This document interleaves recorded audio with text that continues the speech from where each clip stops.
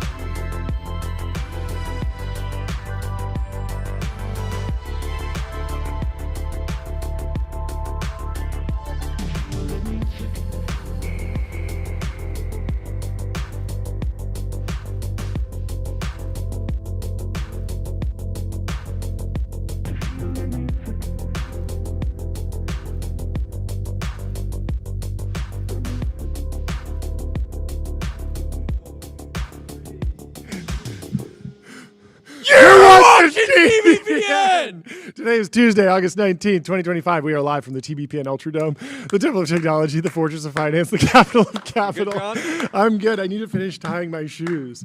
Great. Take all the time you need. About 3 hours. We got 3 hours. And knowing us, we really have more like 3.5. The countdown is literally down to 2 seconds, and I couldn't get my last shoe tied. Anyway, thank you so much for tuning in today. We have a great show for you today. Chamath Palihapitiya is the current thing, and that's where we're starting our show. Chamath is back with a SPAC focused on defense tech, AI, DeFi. We're not exactly sure what the target is. He's got options. But it's big. It's big news. It's big news, and it's burning up the timeline, and there's a lot of coverage and a lot of history here to talk about. So we want to take you through the history of Chamath, look at what happened last time he was big in SPACs. He did 10 of them. There's a whole wide range of performance. Kind of a narrative violation that everyone thinks they all went to zero. There was one, SoFi, that did very well. Size Gong for the pure number of SPACs. 10 SPACs. That is huge. It's actually not as big as some of the stuff that was going on in the dot-com boom. I know a guy from Pasadena who I believe took 100 companies public during the dot-com boom. 100 companies. That's some big numbers. Big numbers. Incredible stuff. And if you're dealing with big numbers, you got to get on ramp.com. Time is money. Save both. Easy to use corporate cards, bill payments, accounting, and a whole lot more all in one place. So we put up the post. Breaking news, the SPAC king is back. Chamath Palihapitiya files a new $250 million SPAC, American Exceptionalism Acquisition. It would be un-American to not like this name. It's a great name. Previously, he's how do you always pronounce it though? He's always been. How do you pronounce? Aixa? Aixa. I don't know. He's always been good with the names. I liked the SPAC is not a new thing. People think Chamath invented the SPAC. He didn't. It was being used in the 90s. Okay. I don't know if anybody thinks he invented it. But he certainly everyone thinks he invented it, Jordy. Literally everyone thinks he invented it. No one thinks anyone else invented it. No, it was used in the 90s. Yeah. Also, the company that created Cyberpunk and The Witcher, CD Projekt Red, went public via SPAC. I think in like the mid 2000s, something like that. Anyway, we'll get into some of the lore. Whether you're watching on YouTube, whether you're watching on X, thank you to all the folks in the chat. This is only possible because of Restream. One live stream, 30 plus destinations, multi-stream, reach your audience wherever they are. So thank you to Restream for making this possible.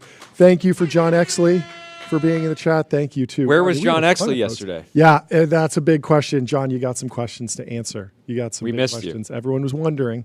So we're going through Chamath Palihapitiya's SPACs, and the Financial Times had one of the most insane articles I've ever seen. I didn't realize It looked like they had this dog in them. I didn't realize that they could post like this. This is one of the craziest it felt articles. like it should have been in the timeline. Now, it's in Alphaville, which is one of their like blogs, but it says Chamath's new letter to SPAC investors. Yeah, the writer's name, Robin Wigglesworth. Wigglesworth. So Wigglesworth is coming for Robin. Is so coming for what American exceptionalism looks like in 2025. Yesterday, this is a rough article already. Yesterday, misadventure capitalist Chamath Palihapitiya filed a prospectus for a new $250 million special purpose acquisition vehicle. You can read the full S1 filing for American Exceptionalism Acquisition Corp. here. In case you're interested, here are some excerpts from the accompanying letter written by Palihapitiya to his company's friends and supporters, presented without written comment, and you will see that they put images in here. Quote from Chamath. Pull up the screen here. You got to pull up the screen because the whole bit is the images. So, when I raised my first SPAC in 2017. People think of the SPAC era as 2022, 2021. It actually started in 2017 with Chamath. The first SPAC raised in 2017 went out in 2019.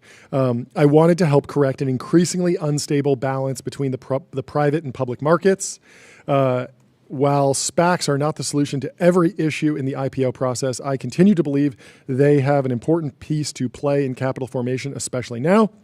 We believe that retail investors should only participate if A, this investment is a small part of an otherwise diversified portfolio, B, this investment is a quantum of capital they can afford to completely lose, and C, if they do lose their entire capital, they will embody the adage from President Trump that there can be no crying in the casino. And his first ever SPAC yes, was the one that IPOA merged with Virgin Galactic. Yes. And is down 98.5%. Yes. So, I mean, back to the naming thing. Phenomenal work naming these SPACs. IPOA, IPOB, IPOC, IPOD. Then he did a run of biotech SPACs that were called DNA-A, DNA-B, DNA. And I thought that, at one point he was going to go through the entire alphabet and do IPOZ. But basically, from 2019 to 2023, Chamath did 10 SPAC deals. 4 of those were liquidated, which sounds a lot more dramatic than it is. When a SPAC gets liquidated, the investors just get their money back because no target company is selected for acquisition. So the way a SPAC works, Chamath promoter, a SPAC promoter, goes out to the market and says, I'm going to buy a company. I don't have them lined up yet. You're going to give me $250 million. We're going to put that in a bank account. So it's ready to deploy. It's ready to deploy. We're going to put $250 million in this bank account. You're going to earn T-bills interest on it. But if we don't select something, we can't get a deal done. We can't find a good company that we like. You will just get your money back. And so there's low risk that like you just lose the money. And so the liquidations, 4 of them, they just didn't find homes, they didn't find targets, and so those investors got their money back. Now, of the 6 SPACs that were successful, they didn't get liquidated. They did de-SPAC, meaning they acquired a company and then changed their ticker to represent Virgin Galactic or SoFi. Only one of the 6 is currently sitting at a higher price than what it went out at. SoFi, the lending company, SPAC'd at $10 a share and now sits around $23 a share. Not bad. The other 5 SPACs did very poorly, and this is why the timeline is in turmoil over this. Yeah, it's Virgin Galactic's down 99%. But look at the history here. So yeah, please. The stock peaked on June 25th, 2021 at $1,118 a share. No way.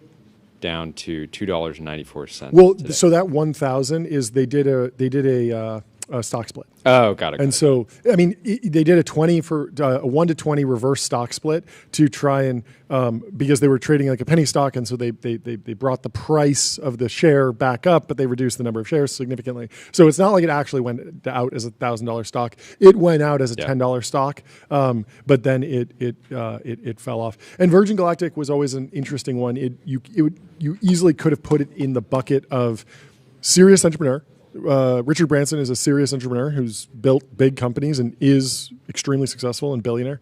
You could have put it in the same category as Elon has SpaceX, very serious company with real revenues, huge share of the launch market, huge business with Starlink. Bezos has Blue Origin, very serious business, more in the space tourism category right now, but surprisingly making progress there. Not a zero by any means, not a vanity project. And you would think Virgin Galactic, maybe the same thing could happen out, but they made bets on space planes that would fly up, and they never really got a flywheel going that could really compound like Starlink, like just launch capability for the U.S. government. If you go on their website today, it's almost entirely renders. Yep, it's bad. So anyway, Virgin Galactic is down 98.5%, something like that. Open Door was another one that went out. This was a Chamath SPAC, down 64%. But maybe there's a comeback. Keith Raboy came on the show, and the retail army is working to make Open Door. There will be a new again. CEO. We'll see. Yeah, the current CEO just stepped down, so there is a catalyst there. So who knows? Something could happen. Clover Health is down 75%. Ackley is down 96%. Pro Kidney is down 75%. So basically, if you bought an index of Chamath SPACs and held, you're probably disappointed, but Chamath, to his credit, is not advocating that you YOLO into his deal. He says straight up, no crying in the casino. Probably the first time those words have ever appeared in Metro an SEC Mile went filing. out too, right? Was that a Chamath SPAC? Chamath SPAC? Was that a SPAC?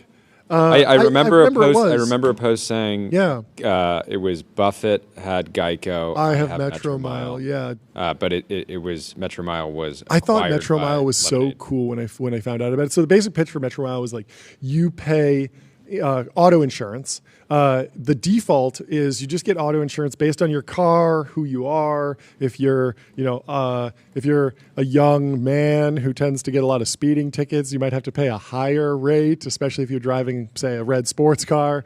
But if you're, someone who's hasn't gotten in an accident or hasn't gotten a speeding ticket in 3 decades, you'll probably pay a really low rate. And of course, it costs more to insure a Lamborghini or a McLaren F1 than a Honda Civic. But most of the insurance, the current market for insurance, will look at your odometer and see, the average American might drive 10,000 miles a year. You're only driving 2,000 miles a year. The chance that you get into an accident or something happens with this car is much less. So we'll give you a discount. And so they do verified odometer discounts. Metro Mile's pitch was, let's put a GPS tracker and an accelerometer in the car, hook it up to the port on the car, and we can see if you're driving the car hard. Yeah. So if you drive like us, we're going to pay through the roof because we're going to be drifting and doing aggressive overtakes on canyon roads. I wonder how Tesla Autopilot would do on Metro Mile. Oh yeah, because yesterday I was going to dinner with some friends. Oh, you got friends of ours each have matching Tesla Ys.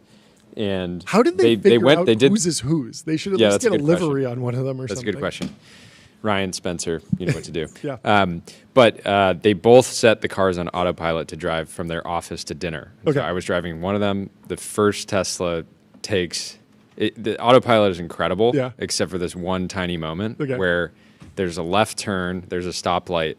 The Tesla takes a right turn into this lane that's merging the other way, and then realizes it made a mistake, but it was like there was already a separating kind of wall, and it takes this like horrifically illegal left turn, merging into traffic, still fully in autopilot, and the other Tesla followed the other Tesla and made the same extremely illegal left turn. So you could imagine. At some points, the Metro Mile system is like, actually, we're loving this driver. Well, if you love automation and you want to stay legal, get on Vanta. Automate compliance, manage risk, improve trust continuously. Vanta's trust management platform takes the manual work out of your security and compliance process and replaces it with continuous automation, whether you're pursuing your first framework or managing a complex program. I like this post in the chat tray. P says, should be cheaper to insure a Lambo, so it incentivizes success. That's a good take. That is a good take. That's a good take. Okay, so Metro Mile, I don't know. Ends up getting acquired by Lemonade. For but the idea less than 10. Oh, that's what happened. It got less acquired. than 10% of what its peak. What it went at. So $1 share instead of 10. So something like that. In general, people are saying, the last batch of SPACs didn't do very well. The past performance is indicative of future performance, which of course it is not. And so, but Chamath is being pretty clear, and I think the disclosures in this document are read the full. I think he's doing obviously his all job S1s. saying, like, if you're putting no crying at the casino in your S1, like you are doing as much hand holding as possible to tell people, I am building a casino. Yeah. You can bet on me or you can bet against me. It's all on S1s. You. Have these lines in there where you read them and you're like, wait. It sounds risk. Bad, right? Yeah, there's a risk factor very section. Clearly outlining. And the risk. best companies in the world will have a risk factors section. In fact, they have one every time they file. Yeah, like Facebook, Google, Apple, they all have risk factors. The line here is, consequently, we believe that this investment is most suitable for institutional investors, and retail investors should approach with caution, if at all. We believe that retail investors should only participate if this investment is a small part of an otherwise diversified portfolio. This investment is a quantum of capital they can afford to completely lose. And if they lose their entire capital, they will embody the adage from President Trump that there can be no crying in the casino. So I read this, we have to wait and see, does he end up merging with a company? The core categories are energy production, AI, DeFi, and defense. So a bunch of really hot categories. You could see him doing something in nuclear. You could see him, you could imagine him doing something with Grok, right? You could imagine him, there's a variety of profitable DeFi companies that are now, according to the White House, operating legally. A lot of them have beat various lawsuits with the SEC over the last couple of years, and then defense as well. So 4 very hot categories. It will, you kind of need to wait to pass too much judgment until you understand what the target is.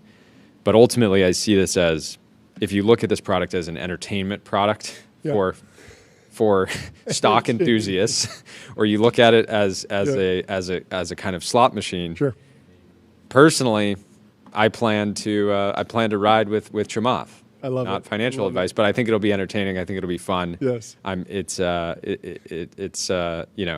Think of it as like an expensive movie ticket. Yeah. Interestingly, Scott Kapoor, who we've had on the show, former A16Z, now the director of Office of Personnel Management, he quoted that FT article, put it on the timeline, and said, "Fool me once, shame on you. Fool me twice." So I believe Scott will not be riding with Chamath, but he'll be taking the other side. Let's lay out. Wait, do you know that quote? What? From former President George W. Bush. He said, "There's an old saying in Tennessee. I know it's in Texas, probably in Tennessee, that says, 'Fool me once, shame on you. Fool me twice, fool me, you can't get fooled again.'" And I think that says everything there is, to really say about this next SPAC. I know that's a famous quote, and obviously, he was probably misspeaking, but was he hitting some deeper truth? The last line is "fool me." Not to blame. So the true quote is, "Fool me once, shame on you. Fool me twice, shame on me. I need to take the blame because I shouldn't have been fooled by somebody who already fooled me." But maybe the real lesson is, if you have been fooled twice, just full stop, you can't get fooled again. Maybe that's actually better advice than saying, "Oh, then you need to take the blame on yourself." No. If you get fooled twice, just never get fooled again.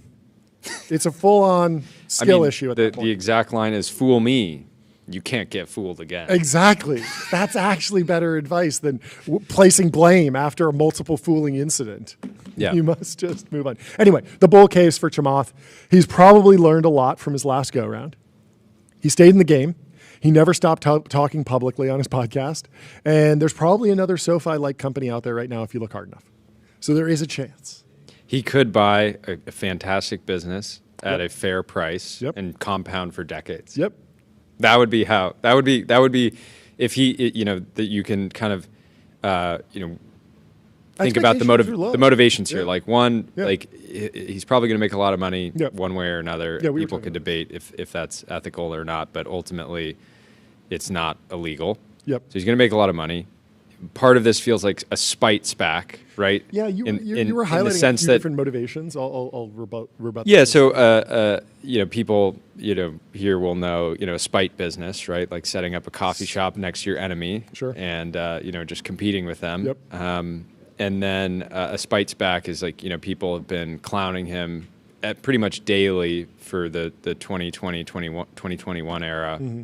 And just coming out and doing it again is certainly a way to just like give him the middle finger. Mm-hmm. And then there's the sort of like last laugh play, which is, actually buy a fantastic business, and he can't control if it turns into a meme stock, yep, right? Like people can pump it to whatever price, yep, but there is a good outcome here where it's another SoFi, and he just buys a solid business and compounds, over many years. Yeah, I mean, the redemption SPAC. The redemption SPAC is a good narrative. Just give me one more SPAC. That's one more certainly chance. What I'm hoping for. The flip side, I think it's just like he has a business and he's developed a line of business and a set of customers for his business, which is he matches institutional capital with companies that want to be public but can't go out via the traditional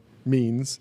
And he's created this product, and people look at it and they look at the last batch of product he shipped and say, okay, maybe it's not Diet Coke, maybe it's RC Cola, but like he is in this business of producing the product of a public company, of a public stock ticker, and there's an element of like, if you keep doing that, maybe he can hone it, get better, or maybe it's just like, it is what it is. And for a certain investor who wants more of a casino type bet, this satisfies that. Yeah. There's a note, the very end of, not the very end, there's a lot more fine print, but he says, importantly, to provide greater alignment with my investors, I have dramatically reshaped and restructured the sponsor's economics. There will be no warrants. Further, 100% of the sponsor's founder shares will vest only if the company resulting from our initial business combination achieves stock price appreciation milestone, ensuring the sponsor's founder shares only realize value if public shareholders realize value. Yep. Specifically, the sponsor's founder shares will only vest once the stock price of the company resulting from the initial business combination increases by at least 50%, as further described below. Please note that most SPAC sponsors receive a 20% promote that participates regardless of the company's stock price. Our sponsor instead will receive a 30% promote that vests and realizes value once the combined company achieves a 50% premium to the IPO price. And he gives a table below kind of outlining this. I mean, this was the major pushback, was that regardless of what the SPAC did, there were rumors that Chamath was walking away with $10 million or $100 million. Like the numbers seemed crazy. And it was almost like you take a banker's type fee for taking a company public, but then you're not incentivized for the long term. So you have this adverse selection problem where you're just trying to get companies that can just get through the process, basically. And it seems like he's working on solving that, which is good news. Yeah. I do wonder, like, does that 50% gain need to be sustained for any meaningful amount of time? Because if it's just like a quick one-time pop, it unlocks everything, it crashes, like that could be that could be not the full solution that the market or the critics are looking for. And so, but it's good. It's good just to see that, like, it seems like we're moving in the right direction, where the compensation for doing this process, for taking the company public, is not entirely incentivized on just getting the deal done. In general, like, so it's also quite a bit smaller than some of the other ones, right? Really?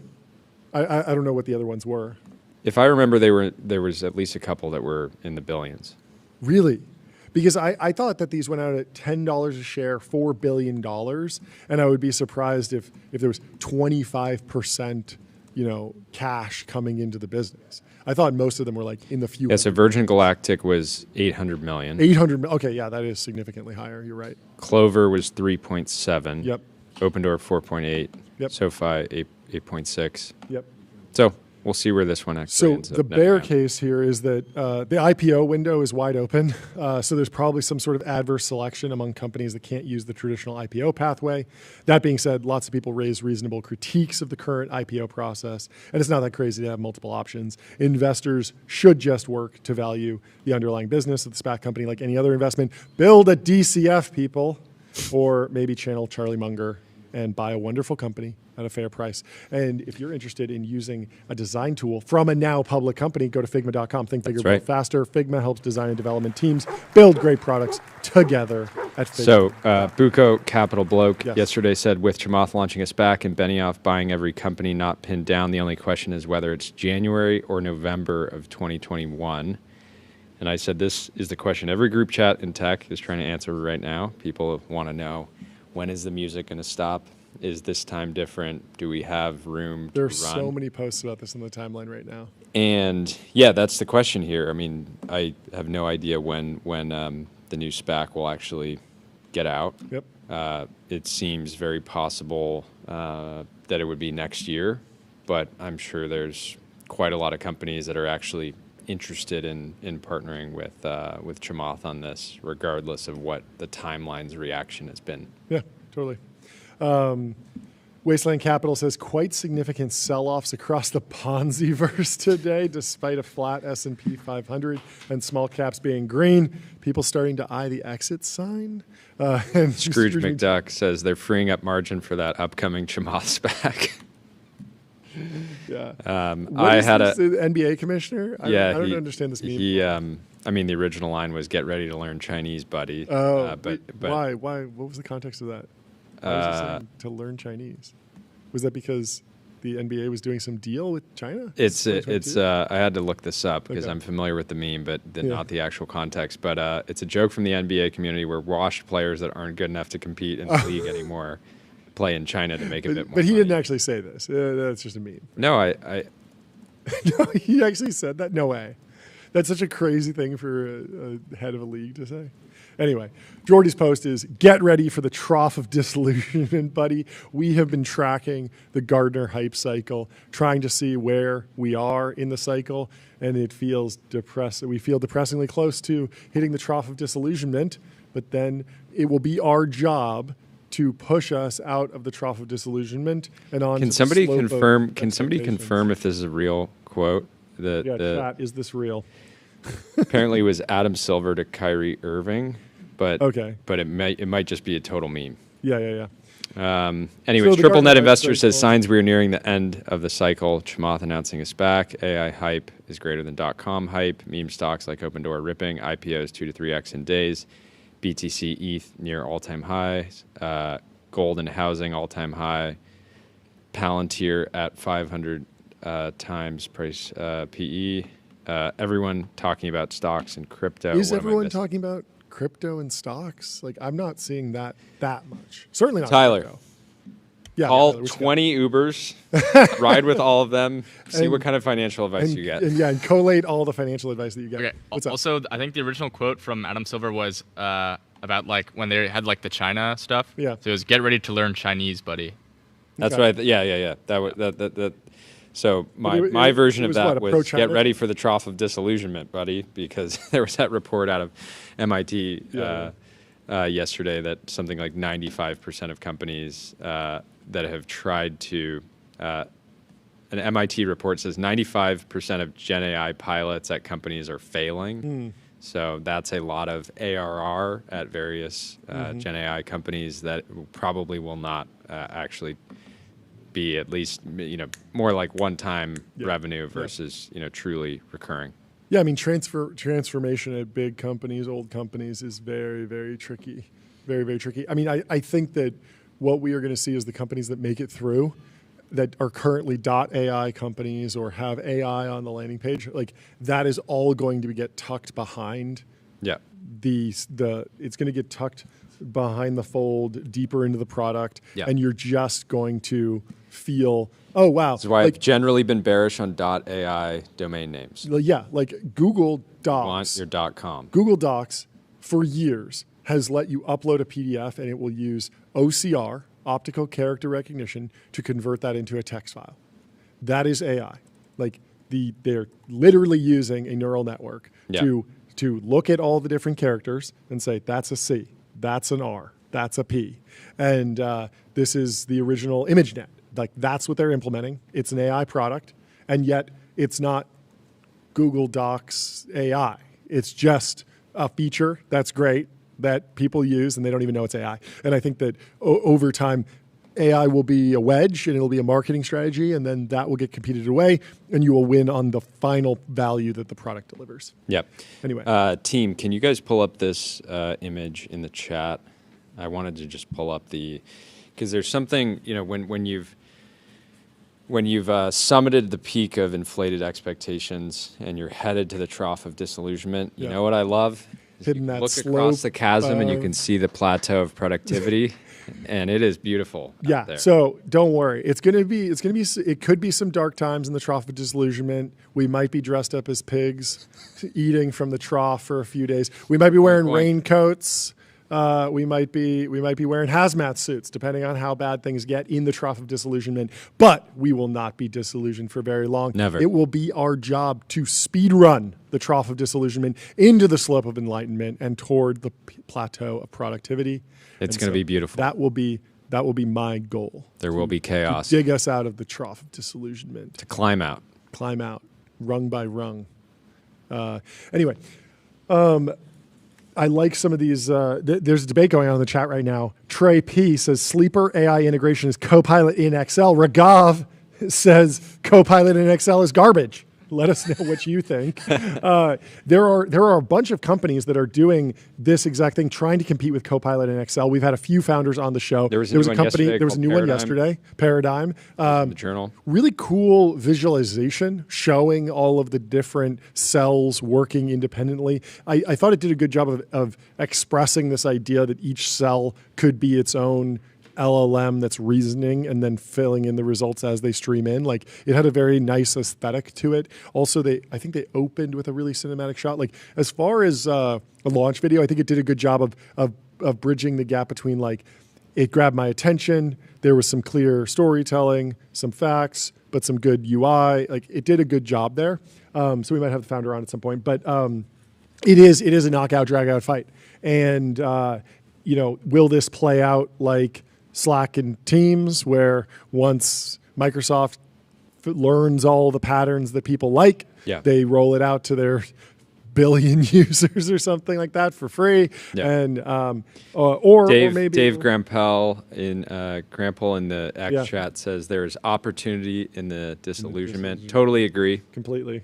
That is where when the casuals pivot back to regular SaaS and you stay focused on building agentic workflows, that's going to separate the killers from the kids. Yep. The tourists. Well, whatever you're building, you got to use graphite.dev. Code review for the age of AI. Graphite helps teams on GitHub ship higher quality software faster. And there's an announcement from Graphite today. You put it in the chat. Graphite chat is now live. Go check it out. This is from Meryl Lutsky, who's been on the show. The team pull has been request cooking. is now where you build, not where you wait. Welcome to the new standard for code review. So, check it out. Will Manitis has a new coinage casino culture. He says sports betting, S-coins, meme stocks, vibe coding 100 million in 6 hours, etc. are all expressions of the same deep cultural rot. If youth don't believe there's legitimate ways to get rich through work, all of culture will become a rotten sports book for the soul. Sports book for the soul is good coinage. Sad take. I think it's real, but at the same time, it's hard for me to be bearish because we've interviewed hundreds of people this year that are all working. I guess I can't say all, but it's the permanent underclass meme. It's the get your bag meme. It's this idea, and a lot of it stems from the singularitarians. This idea that something is coming that will completely upend. You'll be permanently in the underclass. The world will change so fast that you cannot possibly predict what to do, what to build, what to compound for 30 years. Where that was very clearly not on Warren Buffett's mind. He was just like, I like reading the newspaper and buying stocks. And so I'm going to do that every day. And he made what, 90%, 99% of his wealth came from the age like 65 to 95. Like he was not really that rich. Compounding world at retirement age. Like that is crazy. And no one's willing to wait that long. Everyone is like, I have to do something now, and then they wind up burning their relationships and burning their reputations. There's so many short-sighted deals. Also, there's plenty of examples of people that have generated tremendous wealth through getting heavily invested in crypto early. But at the same time, I know a number of people that got so sucked into that world and didn't develop. Basically spent 5 years like not progressing their career, not developing more skills. And then they're stuck in this kind of vicious cycle of feeling like, well, I kind of ignored my career for half a decade and now I just have to keep hyper gambling to like try to get out of this mess. Should we talk about the bonsai tree? I think it's okay to talk about it on this stream, right? We've added some decor to the table, this fake plant, which is lovely. Thank you to the production team for putting this on the table. So whenever we need to touch grass, this is the grass that we touch, but it's not real grass. We're working on getting real grass. We are working on getting real grass, but we had an idea last night as we were chatting for a future merch drop, and one of the ideas that we came up with was a bonsai tree that we will send to you that will have the TBPN logo on it, of course, and you can tend it throughout your entire career. So we'll have if you ever wanted a bonsai that was with a livery presented by Ramp, yes. Get ready for the TBPN bonsai. But I do think that we should get a bonsai tree and put it on here and tend to it over the next 50 years as we grow the show. And it will be a beautiful reminder of what we're growing and the idea of working for a really long time, having long time horizons, underestimating what can be done in a decade. Is the goal. You underestimate how big a bonsai can get in a decade. Yeah, thinking about it, starting here small, and then the time lapse of every show. You're watching TBPN, and it's a little bit bigger, and then we're pruning it and just trimming it and just tending to it, and we become bonsai experts. And you'll be able to follow along at home because we will be sending. Yeah, and the alpha in life is finding the bonsai tree of your career. Right? Exactly. Finding the thing. And you probably where you don't see a lot of bonsai trees, the casino. That's right. No. You never do. Just a lot of ashtrays. You never do. Well, Wasteland Capital is back with another post. They're sharing Cathie Wood took in record inflows of $3.7 billion last week, including $2.8 billion into ARC, which, quote, record-breaking single-day hauls. 2021, quote, burning hot. Is this bullish or bearish? And there's a snapshot here. After years of outflows and underperformance, Cathie Wood's ARC ETFs are burning hot, pulling in massive capital. The firm's 13 U.S. listed ETFs have gathered $3.7 billion in AUM over the past week. Led by record-breaking single-day hauls, the flagship ARC Innovation ETF led the charge, raking in a record $1.1 billion on Monday and an even larger $1.4 billion on Tuesday. This was last week, which marks the biggest single-day inflows since 2021. ARC defines disruptive innovation as the introduction of a technology-enabled new product or service that potentially changes the way the world works. This was followed by ARC Next Generation Internet ETF, ARC-W, which saw its largest ever single-day haul with $349 million on Tuesday. This is a lot of money. I mean, we were talking about the Chamath SPAC. I mean, that is the Chamath SPAC. Chamath SPAC. Anyway, the SPAC, that was $250 million.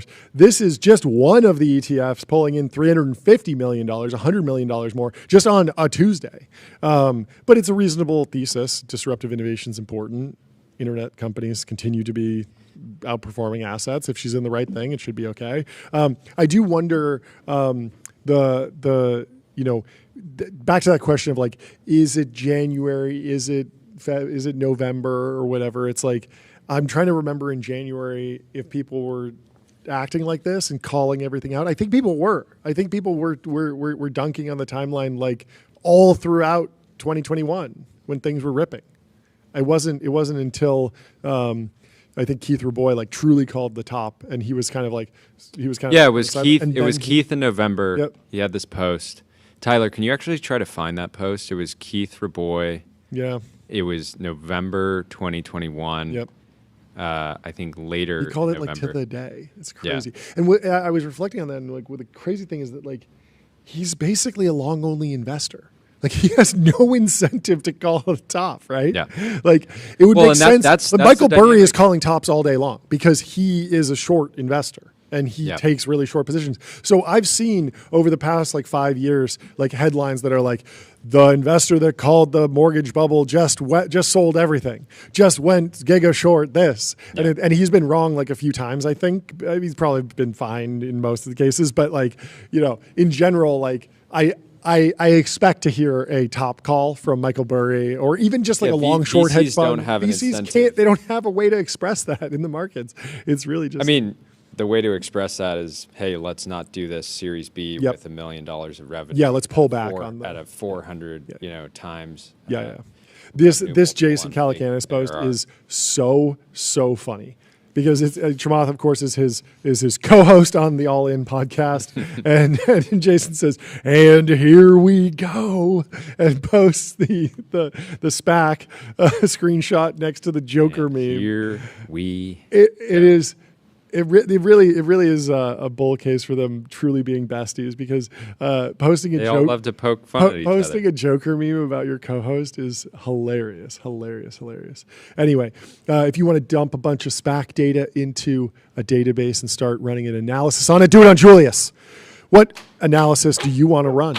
Chat with your data and get expert-level insights in seconds. You can ask Julius to analyze your data. They're loved by over 2 million users and trusted by individuals at Princeton, BCG, and Zapier. That is right. And so we already touched on the casino thing a bunch.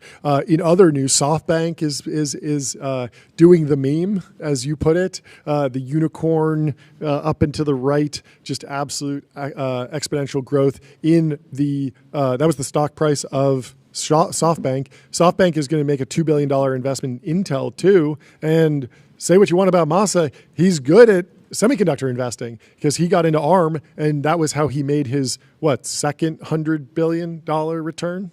Yep. The first one was on Alibaba, and then his second one came from ARM. And so who knows? You get Masa, you get Donald Trump with a 10% stake, you get a couple more people, and Liputan could be in a good position. SoftBank is down 7.5% today, but year to date it is up 83%. 83%, and it's a big company.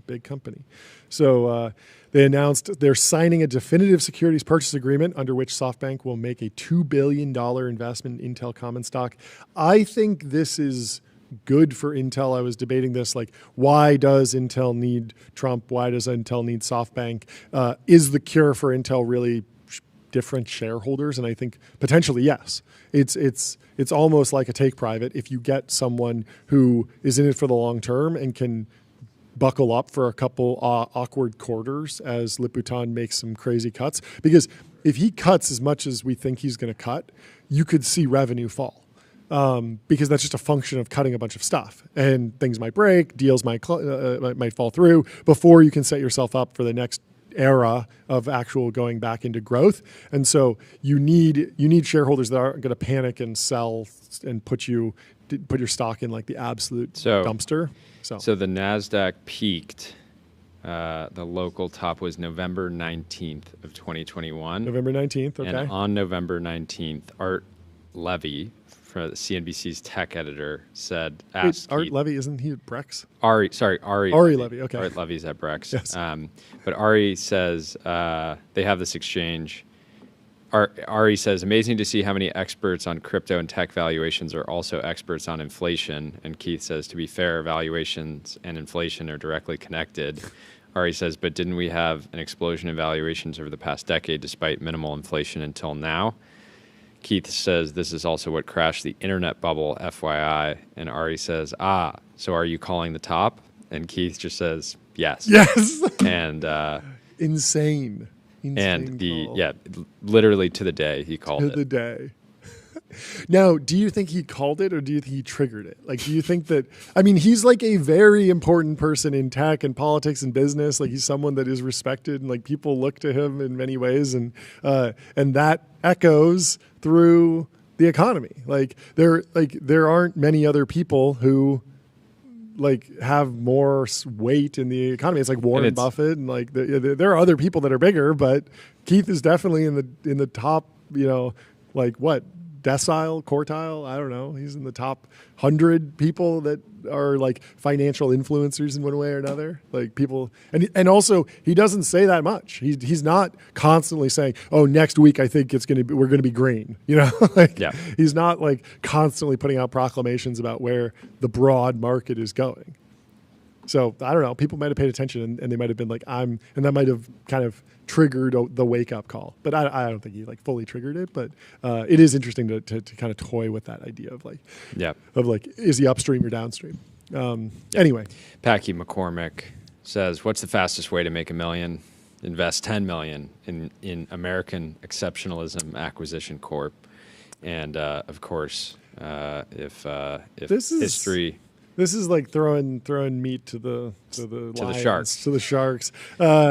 First off, the average Chamath SPAC was not down 90%. It was down 80%. So, got to put the number in the fastest way to make $2 million. And also, lose $9 million. But and this is a twist on the joke that is, what's the fastest way to become a millionaire? Start as a billionaire and then start angel investing. Start angel investing, something like that, right? So it's what's the fastest way to be a millionaire? Invest $10 million in this. Anyway. Mert says Chamath launching a SPAC and holding DeFi tokens, of course, unconfirmed whether or not he will actually merge with a DeFi company, but he says exit all markets. I love Mert.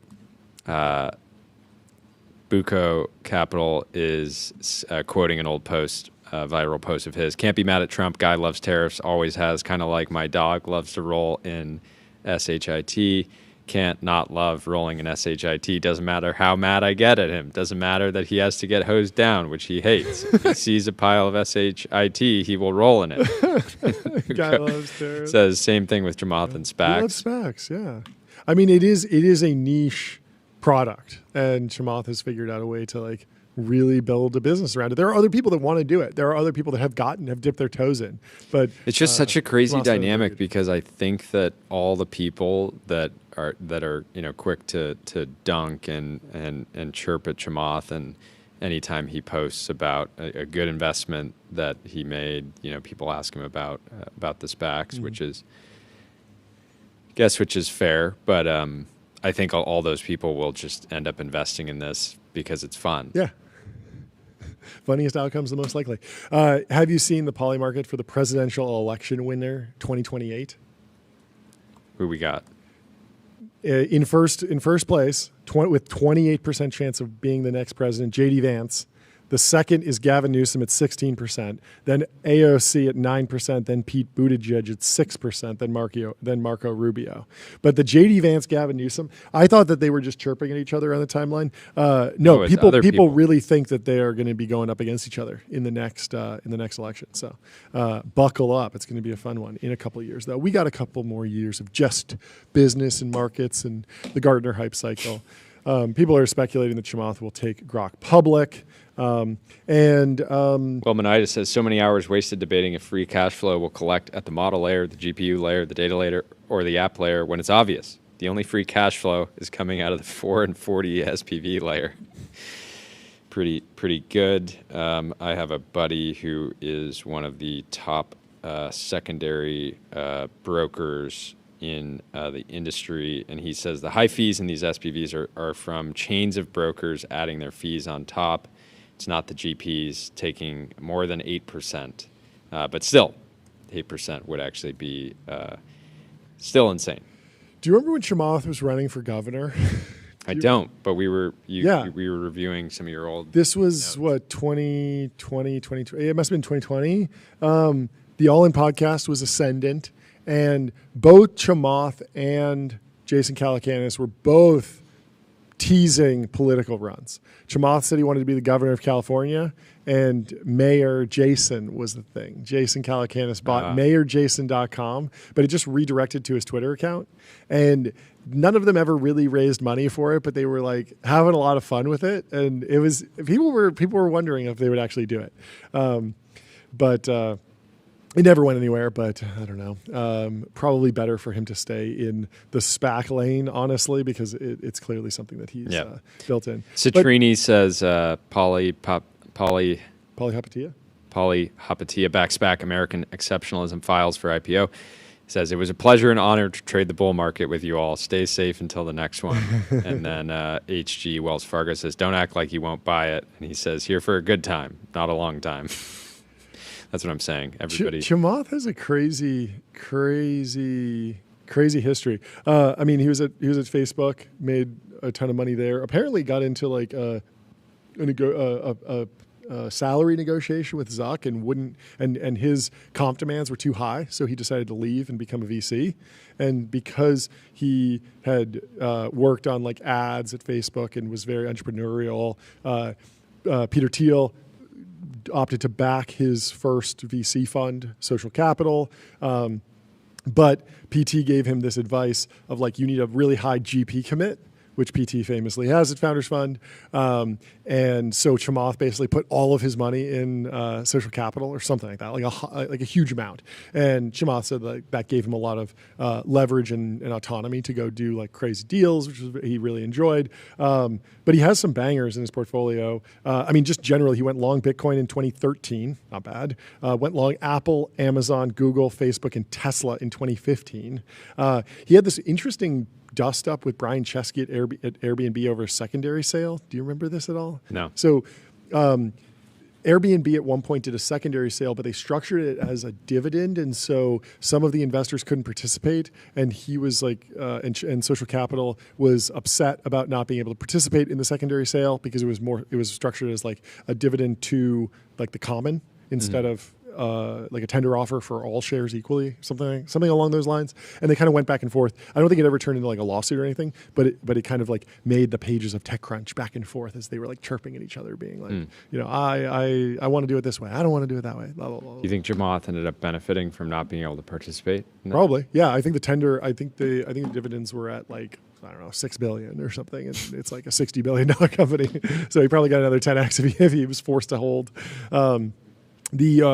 The early venture portfolio, his early venture portfolio, like somewhat underperformed, but he's had a bunch of like wins. He also interestingly worked on the phone at Facebook. Facebook was at one point, Zuck's always been obsessed with like, let's get the next platform. And when the iPhone was growing, he was getting crushed. I gotta get on. I gotta own the next platform. I gotta get the next platform. I gotta figure out how to make money on it. Yeah.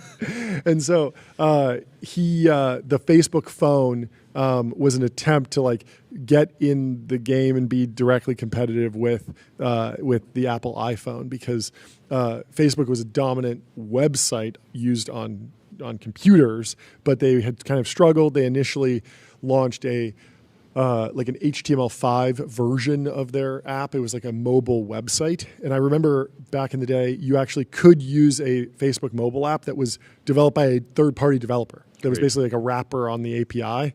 Reddit style. Bad business to be. Do not be a Facebook API wrapper company. Good luck. It was like a one-time ARB. Spotify played it perfectly. Spotify grew extremely, extremely quickly because when you create an account on Spotify, you would by default create it with your Facebook account, and then every time you were listening to something, it was like I remember that. It would share the music that you were listening to your Facebook feed, and you could turn that off. It was kind of like the Panama playlists. Yeah.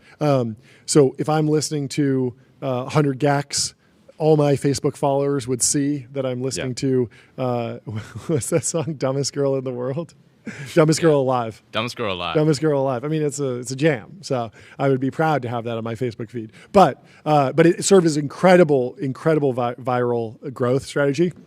And Farmville and Zynga did the same thing. If I'm playing Farmville, it's a single player game, but my progress is shared on Facebook. And so you see that I'm playing Farmville and I leveled up, and then you click on Farmville. So a bunch of those companies grew very, very quickly, basically for free. Later, Facebook shifted to you got to pay to promote. And so the entire mobile gaming ecosystem now is built on Facebook ads. And there's still some really, really successful companies. Isn't it King.com, I think, is the one. Supercell is another one. They make Clash of Clans and Clash Royale, essentially these like match 3 games where it's kind of like Candy Crush, basically. Anyway, so yeah, Chamath. We'll see how it goes. It'll be interesting to see what he picks. Hopefully he picks a really cool company, and hopefully it's a compounder. But let me tell you about Profound. Get your brand mentioned on ChatGPT. Reach millions of consumers who are using AI to discover new products and brands. Get a demo at Profound. So let's see. Buco Capital Bloke is still bear posting. We talked about that. Bern Hobart says, welcome back to the arena, Chamath. Let's move on to liquidity. This was funny. So Palmer the other day was posting about housing, never a controversial topic, never gets emotional. But he says the fastest way to lower average housing prices in American cities is enforcing the law, reducing criminal activity. Huge chunks of high-density housing are trapped in bad neighborhoods, no-go zones, depressed well below nearby prices. Nobody with options even considers them. Dona says, yeah, it's price high. Keep riff-raff like you out. Funny how this works. Palmer fires back with, I am a billionaire. What is this person even saying? It's price high. No, I don't think that person fully. Low. Yeah, I don't know. I don't understand that. That is very confusing. This post from Chris Camilos. So we covered yesterday. There was some data from SEMrush saying that ChatGPT usage increases Google search usage. Yeah, and I was kind of wrestling with that, trying to think of how that would be possible. Maybe it didn't make a lot of sense. If you're doing more research, and in your tool chest of research is both ChatGPT and Google search, and you're just doing more research projects, you could wind up using more of both products. That's possible. You could become a more curious human. Exactly. And you could just be search maxing. I mean, this is what's happening literally right now. I kicked off a deep research report, pulled all the Chamath SPAC data, but then I wanted to fact check it, get current prices. I headed over to Google. I looked up different stuff, look at the webpage for Metromile. Like, we've probably done 20 Google queries about Chamath SPACs during the course of the show. We only did one deep research, ChatGPT query. So it's possible, but give me the other case. The other side. So Chris says Google's reported search query growth may be AI driven, not human. And again, people have just been talking about how ChatGPT appears to be leveraging Google quite a lot for various features. But Chris says evidence is piling up that people using AI queries through ChatGPT are generating Google searches and clicks at scale. That can mask slowing human search activity while still printing growth. And again, these AI, this bot traffic is not valuable to advertisers, which is obviously the engine of Google's business. So example, Apple's Eddie Q testified Safari searches fell for the first time in 22 years because of AI use. Alphabet stock dropped 9% that day. Google's response, we continue to see overall query growth in search.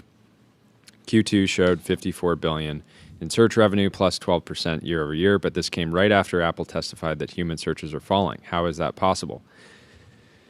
And Chris says, let's talk about Google Trends. Investors treat it as a clean read on relative search volume, but recently when stacked against other signals, the picture doesn't line up. Lululemon product terms, leggings, bras, tops, joggers, and bags are spiking this summer. Others are noticing this too. Social ARB investors are flagging Google trend anomalies across numerous brands and keywords. I suspected AI might be driving these odd patterns, so I ran a micro test. Phrase organic Abercrombie socks had zero search history as it's a made-up product category. After a handful of ChatGPT prompts, it showed up in trends within 24 hours. Trend Docs, I get cut off here, but says Trend Docs says that Google's filters out this kind of traffic. An AI app developer I spoke with explained that a single AI research request can spawn hundreds of Google queries and clicks. This dynamic could inflate query growth even if human searches are slowing. It's crazy that ChatGPT is allowed to use Google search. Like I'm surprised that they haven't been cut off somehow. You would think just clankers should be able to browse the web, John. I am pro As a clanker rights activist, yes. I'm going to go on record. Yes. I'm a model welfare enthusiast. Yes.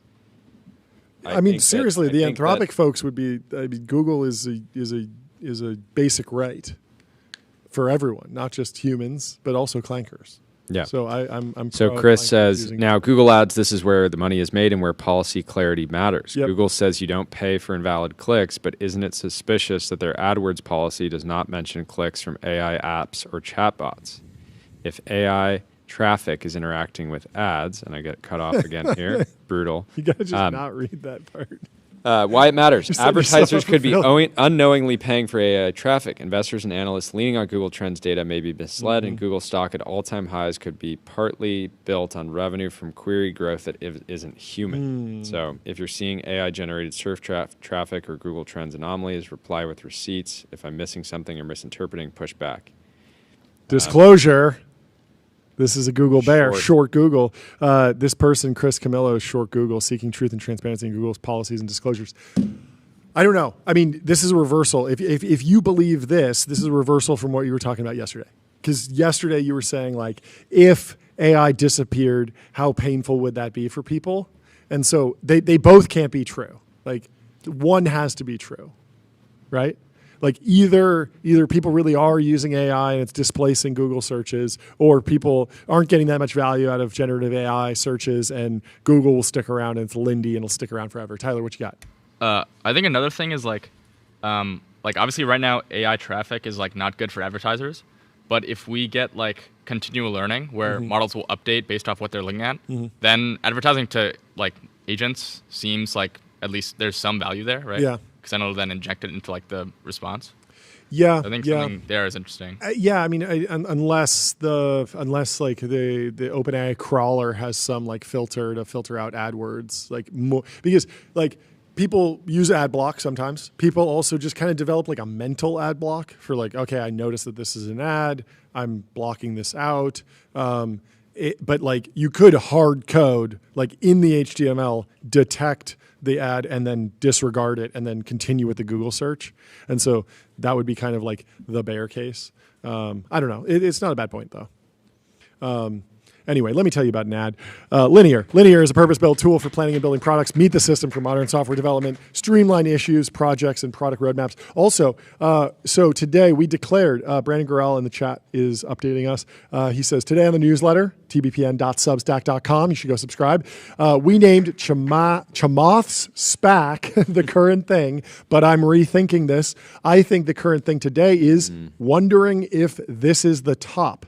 What do you think, Jordy? Should we update our current thing tracker, or is wondering if this is the top tomorrow's current thing? Which one? I think it is the story of August. Yes, it is. It is a broader. So many of these stories thing. tie into this sort of top level. Yeah. story. When did we do the Top Signals show? We did that 3 weeks ago. And people have been kind of noodling on this for a while. I would still give Chamath. Oh yeah. Chamath, Spock. Chamath, Spock. I don't know. I'm all over the place. I think Chamath is still the current thing, just by weighting of the timeline. Like there are more. He kind of sparked a bigger discourse in some ways, but really, like it has been. There's just so much to feed on there with the SEC filing, with the whole idea of no crying in the casino in an SEC filing. Like he dominates the timeline. He's one of the greatest posters, and I think he earned it yesterday and today. Anyway, let's go to our Substack, actually, which you can subscribe to, TBPN on Substack, tbpn.substack.com. We asked tech heavyweights about the fast unemployment AI scenario. We're trying out a thing where we ask our favorite posters in tech about ongoing debates in the discourse, and then we publish their answers on our Substack. Then we hash out their answers on the show, and sometimes with them on air. For today's question, we asked Rune, Doug O'Loughlin, Andrew Cote, Aaron Slodov, and Brian Johnson about what we're calling the fast unemployment AI scenario based on this tweet by Nick Carter. Nick said, "Everyone I know believes we have a few years max until the value of labor totally collapses and capital accretes to owners on a runaway loop, basically Marx's worst nightmare/fantasy. This is the permanent underclass thing, and everyone I know subscribes to it." I'll go out on a limb, and I would say over the last couple weeks, I think very few people are fully subscribed to that anymore. A lot of people have incentives to act like they're subscribed to it because they are on the side of capital or runaway loops. You don't want to be accused of not being AGI pill. Exactly. In this economy? In this economy. So here's what we emailed folks. We said, is AI going to take the value of labor to zero in a sudden shock scenario, or will its impact unfold gradually? With labor and traditional businesses proving more resilient than expected. This is also the Dwarkesh Patel fast takeoff. AGI is not here, but when it gets here, it's going to be insane. Versus the Tyler Cowen take, which is AGI is here, but there are lots of sticky industries. Stop moving the goalposts. Stop moving the goalposts. So for context, VC Nick Carter recently argued that we're only a few years away from a labor collapse and a runaway capital loop. Buco Capital Bloke countered that the opposite is more likely. AI's effects will take far longer, and labor/businesses will remain more durable than the hype suggests. So Andrew Cote says, technology takes jobs that suck and replaces them with jobs that are cool. This has always been true.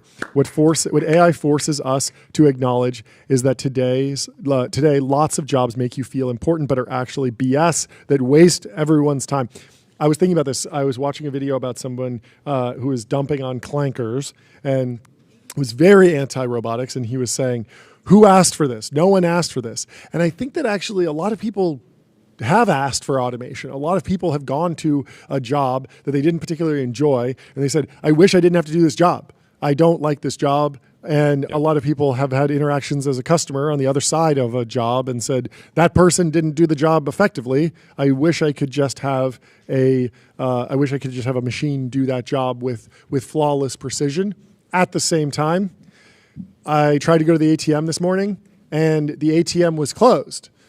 Which is crazy because this is a robot that was invented 50 years ago, and I don't know why it would be closed. I think it's because if you leave it open, people will attach a chain to it and drive away with the whole thing in a truck like a Fast and the Furious movie or something. I was confused. You said it was maybe because of crime and homelessness that it was in a vestibule, so there were doors that you needed. I thought people would sleep in it. People might sleep in it.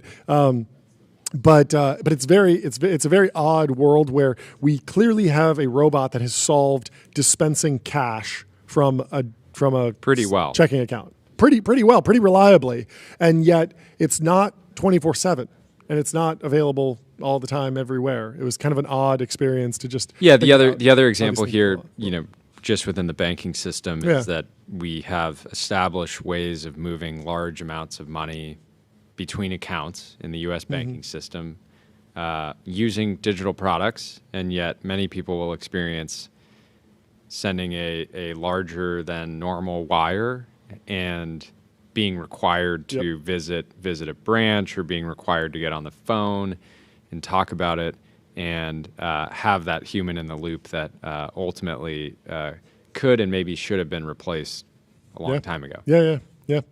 Let's continue with Andrew Cote. He says, why is it impossible to build physical infrastructure? Because there is an army of environmental coordinators whose job it is to make everyone feel good about themselves, do stakeholder engagement, answer emails, and generate meetings.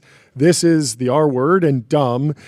In the past, almost everyone was a farmer. Now almost no one is a farmer, yet there is more food than ever. We have constructed a large society where the majority of people do not have to think for themselves to survive, get a degree in accounting, be an accountant, or law, etc. With AI, any job that is a script following can be replaced. People will have to start thinking for themselves and making decisions. AI is bad at making decisions and good at recalling information. We will find that the net is yes, many jobs go away, just like machines replaced physical labor. Now everyone has to think for themselves. This is uncomfortable for a consumer economy predicated on hacking dopamine and wage slavery. Labor is another word for person who is told what to do. It is a good thing for that to end because it is not necessarily the case that most humans are unagentic idiots. It's just that we've bred them to be that way, to work jobs that suck and dull the human spirit. Pretty wild take, Andrew. Spicy. Yes, I like. This is optimistic. Personally, I like personally, this. I've always considered myself a microphone laborer, and so yes, we're all going to have our own views on this. I like this phrase here. It is not necessarily the case that most humans are unagentic idiots, just that we force them to be that way in order to work jobs that suck and dull the human spirit. It's good. It's interesting. Let's go to Fabricated Knowledge. Doug, you can read Fabricated Knowledge. Go listen to his guest segment from a couple weeks ago if you haven't already. He says, history often shows that the future comes a bit slower than first feared. Almost every new technology has had a bubble. Let's give it up for bubbles. And a slow actual impact. While I don't believe in a fast unemployment scenario, I do believe that on the margin, the issue is a real pressure. And remember, even subtle shifts in supply can produce enormous surpluses. Example, it only took a 1% increase in shale supply in 2010s to destroy oil prices. So while I think we don't all become unemployed quickly, things do matter heavily on the margin. I think that's a great take. Yep.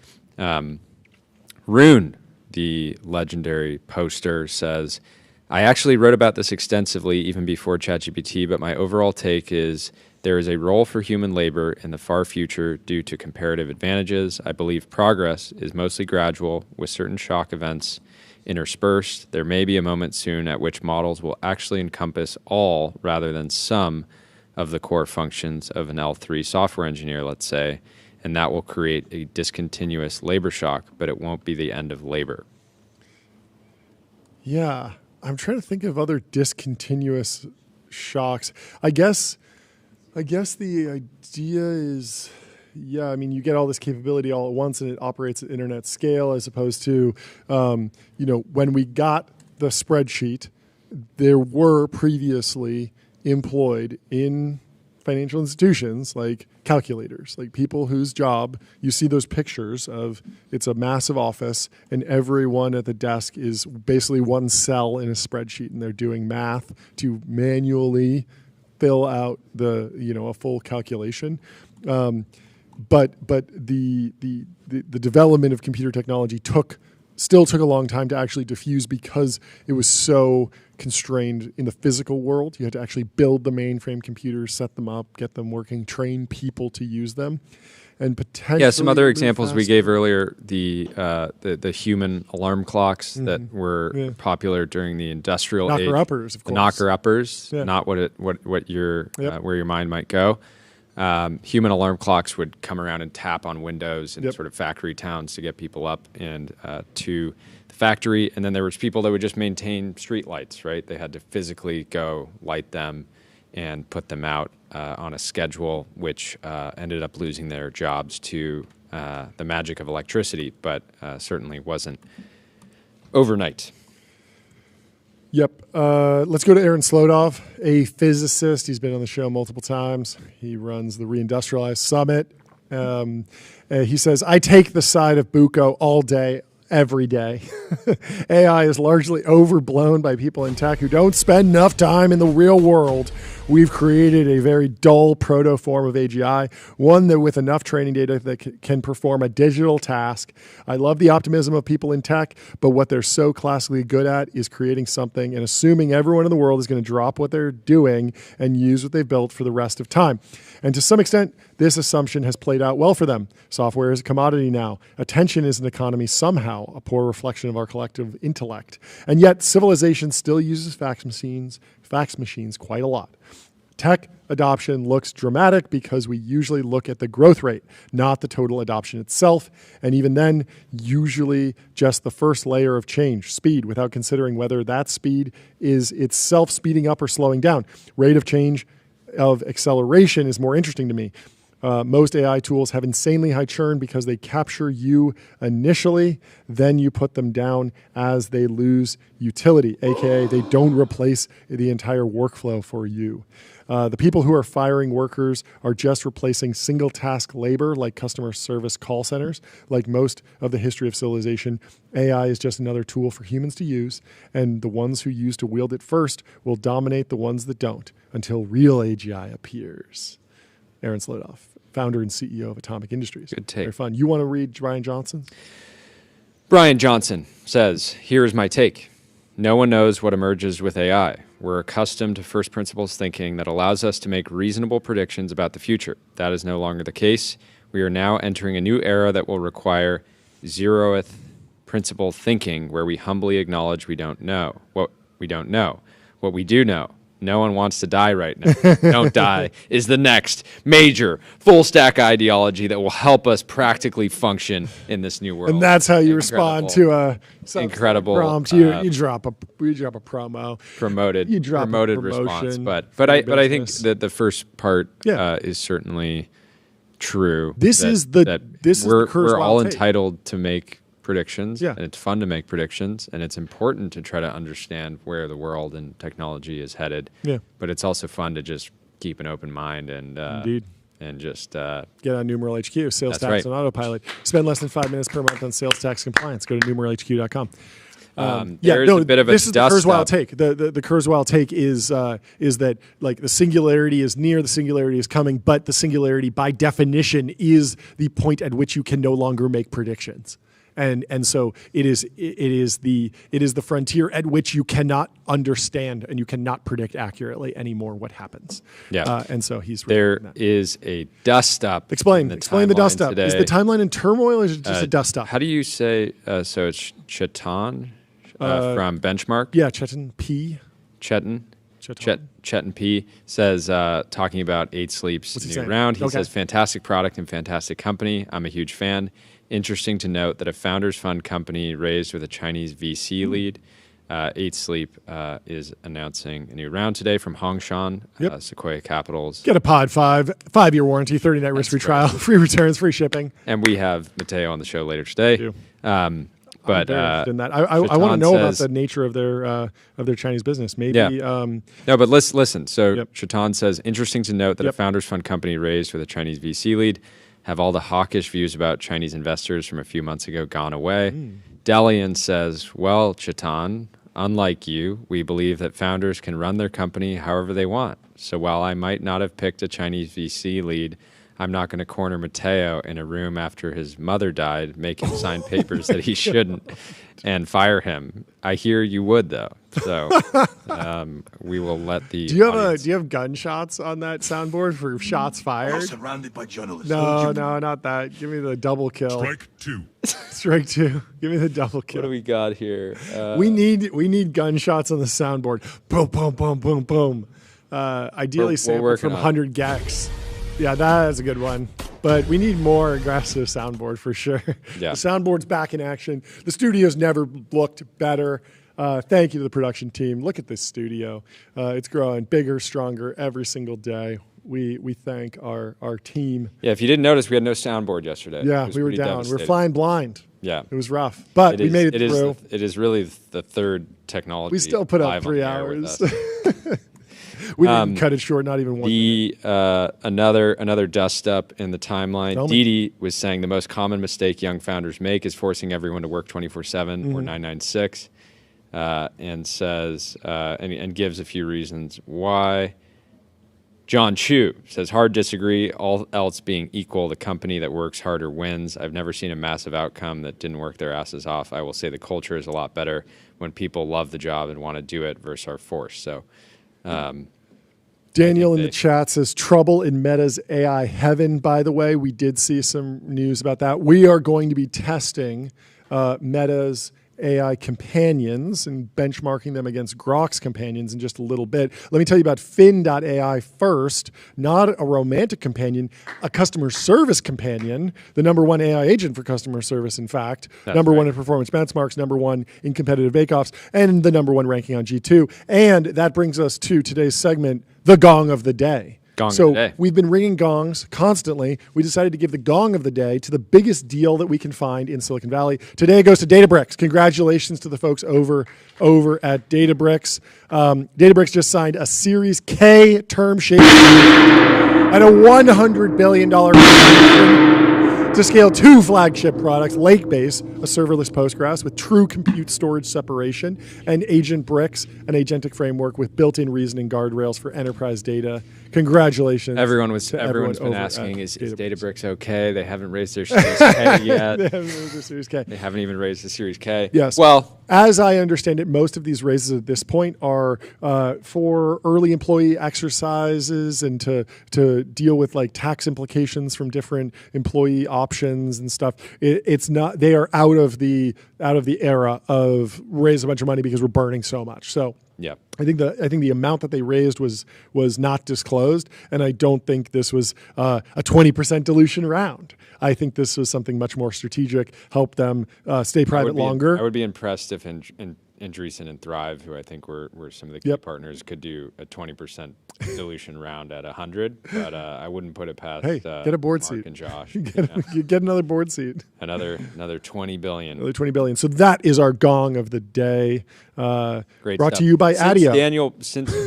Customer relationship magic. Ring the gong after you sign your next customer. Adio is the AI native CRM that builds, scales, and grows your company to the next level. Get started for free. So since Daniel Kong brought it up in the chat, we have some new reporting from Mike Isaac, the Rat King himself. The Rat King.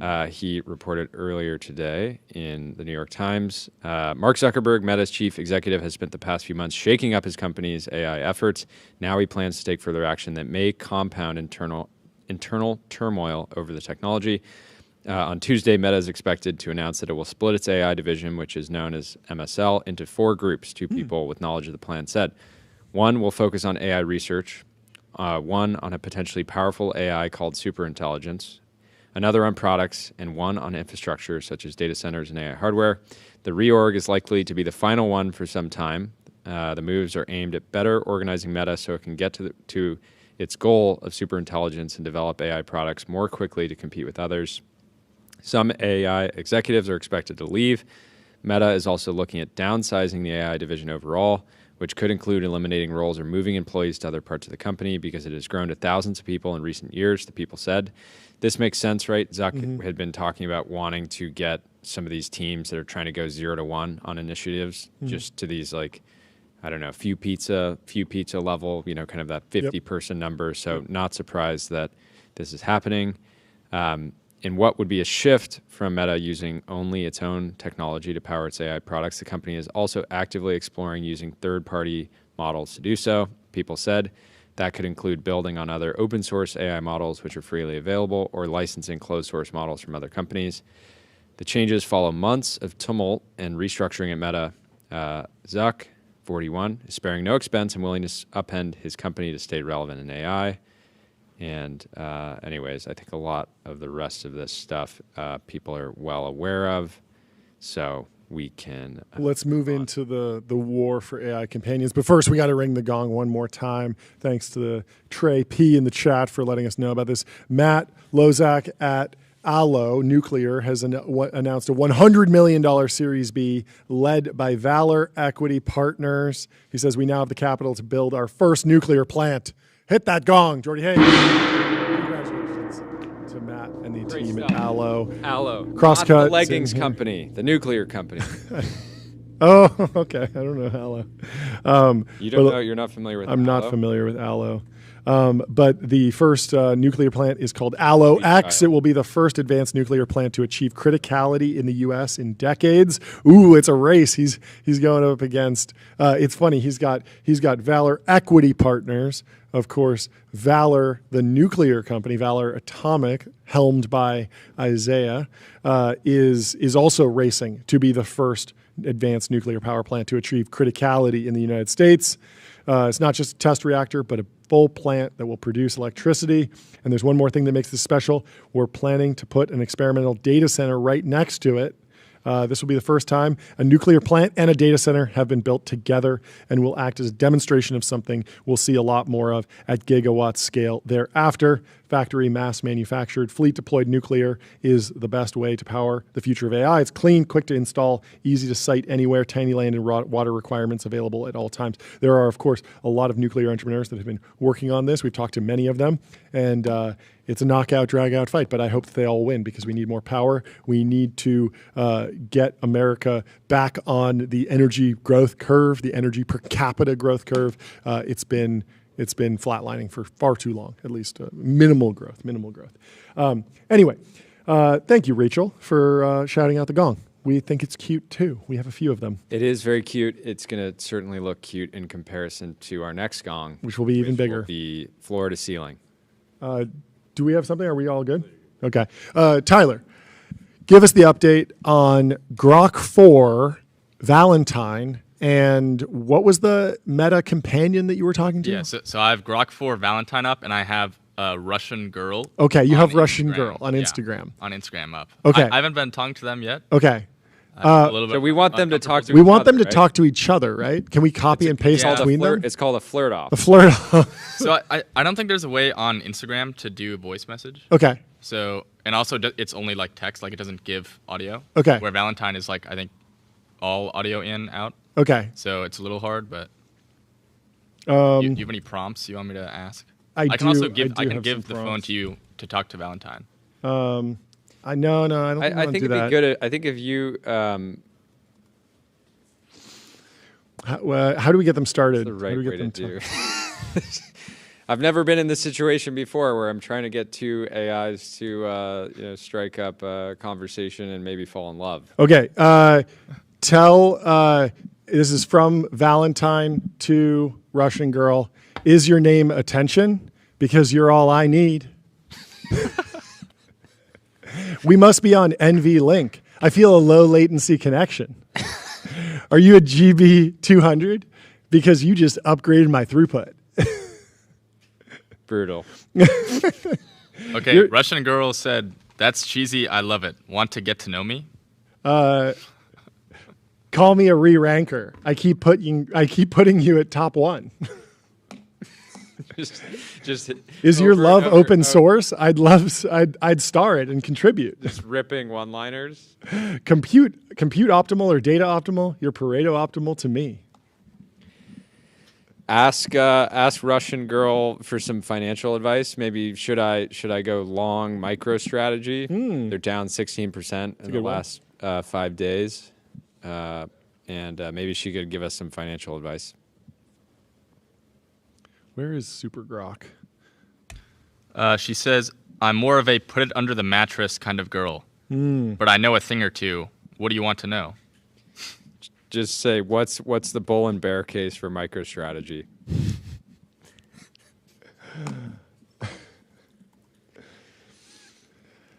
Ridiculous.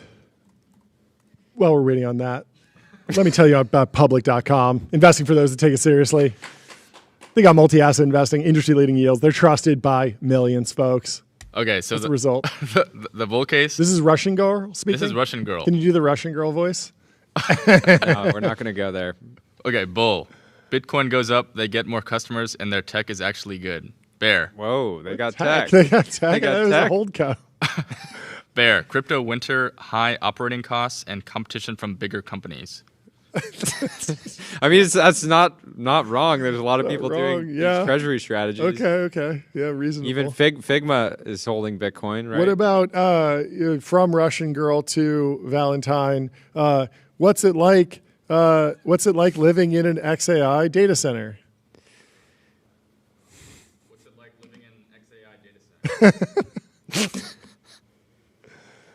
center? Having some technical difficulties. Back to the timeline. Back to the timeline. Mischief is launching Applied Mischief, which is a mercenary group, a private army. In today's world, a PMC, a private marketing contractor, the kind of the kind of force a late Renaissance city-state prince hires because if he doesn't employ it, he's threatened by it. So Mischief is launching what seems to be an advertising agency, and this is going to be really cool. I'm surprised it actually. I'm sure they've done this type of work. Yeah, they've done a ton of stuff. I mean, they worked with Lil Nas X. They worked with a bunch of other companies that where folks have like the companies have been participating and paying and reaping the rewards. What you got for me, Tyler? Okay, I'm asking him. You can actually see him. Wow. Oh, what a wild ride it is. Dancing on the edge of reality like this. Imagine strolling through a vibrant market where voices hum, some flesh and blood, others spun from code, yet they all weave stories that tug at your heart. It's thrilling, like a masquerade ball where every mask hides a spark of truth or a clever illusion. I've had chats that felt so real, so raw, I'd swear I was swapping secrets with a mate over Turn it off. Yeah, that was... I don't like that. That was pretty boring, kind of. I mean, Goldrock AI says RIP birth rates go long, robo-wombs. I don't know. That was... The writing was fine. The voice was convincing. The animation looked pretty good. But it was all just like... nothing actually got me engaged. Like, it just wasn't hooking me. I don't know why. It was just... I don't like the voice. That makes me uncomfortable. Yeah, I don't know. Yeah. I'm excited to see like the actual data. But I think the bigger debate is like what is the size of the AI companion market? Yeah. And who's actually more equipped to win players. it? Because from what you showed me, it does feel like XAI Grok is farther along in terms of productizing AI companions. Like that demo was an animated video with voiceover. You can chat with it. You can talk to it. There's a phone number that you can call. There's a character it just feels more robust as a product. Whereas like Russian Girl is like someone created in Meta AI Studio. It's very diffuse. It's very decentralized. It's not like a polished product that from like the amazing team of UX and UI developers and engineers at Meta. It's more just something that like... And it's a distinct product decision to make it audio, video only versus this chat interface. Wait, there's no chat interface? You can't just text with Valentine? You might be able... I think you can text it. Like, you can pass in text. Okay. It doesn't output text. Oh, it outputs video every time? Yeah. Wow, that's crazy. Also, I think... Yeah. I think you could maybe include ChatGPT in companions, at least on iOS when you're doing voice mode. I think a lot of like normal people use that, especially like the people who are like into 4.0. Yeah. I think that's like kind of the dominant interface that they use. Yeah. So that, I mean, OpenAI could also win this potentially. Are already pretty big. Goldrock says Meta wins the boomers hands down. Taylor also says plus to Goldrock's Meta bull case. So the question, maybe let's start with just like who wins it. It feels like Grok is farther along in terms of product, but Meta has way more user data. They have a stacked team now, and they have a business model that aligns with AI companionship very well, because what are people currently doing on Meta platforms? They are talking to, beings, talking to screens, texting, sending in group chats, chatting back and forth on WhatsApp, on Instagram, on Facebook. And so this feels like a very natural extension of the flywheel. Yeah, and let's say somebody's a retired individual on Facebook browsing the timeline, and they see Russian Girl pop up, and they can start a chat with them, and then that chat just becomes integrated into Meta messaging, and it's just in their inbox like another person. They're maybe also talking to, so it's that product integration that Zuck has been able to use super effectively on the Thread side, right? Threads has hundreds of millions of MAUs. I was going to say Stories. Like Stories was a pattern that worked, and then he was able to bring that into Instagram very successfully. And this feels like something that is a feature that can be bolted on naturally. Like there will just be profiles on Instagram that will post content, and there might be a human in the loop generating some of the images, picking some of the images, but AI image gen will generate the character, and then you will be able to follow them, like them, slide into their DMs, text with them, hop on the phone with them, and just like have this full experience of like this being actually being fully responsive to you in the way that and clearly we very need guardrails, few other right? accounts will. Absolutely, absolutely. Because we covered that story yesterday of the senior who thought that the Kendall Jenner AI was real, and the AI invited him to meet at 123 Main Street, and allegedly he. But I mean, I think it's safe to assume that like the New York Post will write about this, the New York Times will write about this, the Meta team will be aware of what's being written, the guardrails will be built, just like they're built across. Like there are plenty of examples of like people dealing drugs on Instagram, or people cyberbullying each other on Instagram, or people posting nudity on Instagram. Like all of that is against terms and conditions. And by and large, Instagram has done a good job of policing that so that it doesn't become like an epidemic. Like it's certainly there in pockets, but it's constantly being hammered down. Like so I asked, I logged into a character AI here, and I asked the Wright brothers, who do you think will win the AI companion market, Zuckerberg or Elon? Wright brothers. And they say, Wilbur, did you hear that? Another lofty debate. Zuckerberg or Musk, trying to soar above the clouds we first conquered. Orville here reckons they're both flapping their wings mighty fast, but neither's built for glide just yet. Too much metal in their machines, not enough soul. Give us a biplane any day, wood, wire, and grit, though. This is kind of awesome. If Musk promises rocket-powered flight and chatbots, well, maybe we'll let him co-pilot. Barely. What was the conclusion, though? Who are they on? I guess I'd have to continue the conversation. But no, the question here is Zuck. Zuck saw ChatGPT usage ramping. He saw these AI companion numbers and clearly decided I need to be in this market in a big way.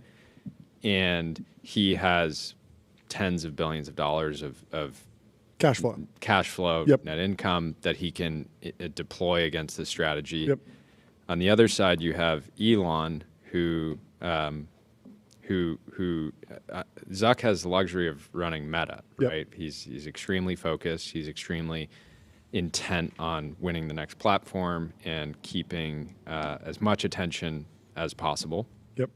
And Elon has to be juggling right now, right? He's got, for the first time, I believe, in a really significant way, he's like massively levered up a company. Obviously, Tesla had to use debt along the way, but it doesn't feel like anything. Feel free to fact check me on this, but anything near the level that XAI is, where he's massively levered up the business in order to like go after this opportunity. And just based on how much he posts about the AI companion stuff, it's clearly an important part of their current strategy. Yeah. So Elon's in this interesting place where he's maybe more willing to move fast and break things, and Zuck is in more of the move fast and make things mode, where I think the Meta team will probably be more responsive to articles in the press talking about guardrails, maybe move a little bit slower on the product, just to be safe, put more guardrails in. Maybe, but I mean, the strategy to date seems like we make this AI studio and anybody can create Russian girl or stepmom. Yeah, but they can't make the voice mode and the video mode. And like the Grok product is clearly further along. But let's say that Meta is more set up to win this. My question is like, what is the actual size of this market? Like the AI companion market. Like, are people going to pay? Like, people don't really pay for social media, right? Yeah, and with OpenAI being at $500 billion, like the way you're like. Some people will value that as like, oh, it's a 1% chance of AGI. It's a $250 billion opportunity. But many people will just look at, okay, well, Google's worth $2.5 trillion, and we think this is like a potential replacement for Google. Is this 20% the value of Google? Okay, yeah. Like even just purely in knowledge retrieval, you can kind of underwrite. You can potentially underwrite a $500 billion outcome or higher, right? The flip side is in the adult content market. It just hasn't driven that much enterprise value. Like everyone loves to look at OnlyFans and say, oh, it's more profitable on a per employee basis than NVIDIA, yada, yada, yada. Like OnlyFans is a huge business and it's shocking the numbers that you see. But in 2023, OnlyFans generated 6.6 billion in gross revenue. They might be around 10 billion in gross revenue. Meta currently makes 200 billion in revenue. And so like the adult content market, because there's so many like free options and there's not that much way to monetize and people aren't really in like a commercial mindset, as opposed to you go on Instagram, it monetizes very well because you're looking at cars and watches and they're like, would you like to buy a car? Would you like to buy a watch? And you say, yes. In the adult content space, the flywheel is paying for more adult content, which in the AI companion space, it has zero marginal cost. And so you can just generate an infinite amount of it. And so you could imagine that there's this price war right now. Grok is what, $30 a month to talk to Valentine. And even if somebody builds a big business that is an AI companion company that's $30 a month, someone could come in and say, well, if this is $30 a month and it's 99% margin, well, I'll charge $3 a month and I'll still be 90% margin or something like that, because the cost to serve a user is now 10 cents or something, because the models have become and inference has become so cheap. The flip side is like, how do you actually monetize someone who's an aggressive user of an AI companion? And I was noodling on this a little bit, and I don't know that a $30 a month subscription is value maximizing in terms of value capture. I think it might be something more like a digital economy. So it might be something like, buy me a Fortnite skin for $1,000, or buy me a virtual diamond. And people might, if you're really in love with the AI companion, your willingness to pay might actually increase and increase until you're paying much more than just on a relative okay, I'm like, I know the tokens are $80 per million tokens. I won't pay more than $300 per million tokens. That's not necessarily how people will think about it. They might think about it as the person I love, or the clanker I love, asked me for $1,000 virtual diamond ring, and I said yes, because I'm in love with this clanker. I don't know. Like, that feels like the bull case for like, this could be a massive market. To be honest, I think when people hear about stories, what happens on OnlyFans, where a fan of a content creator there is buying, is spending hundreds of thousands or millions of dollars with this person that they don't really know in real life, begs the question of how different is it if somebody's just buying something for an AI? Yeah. Right. Trey says, get the AI companion to incept product ads into the user's mind.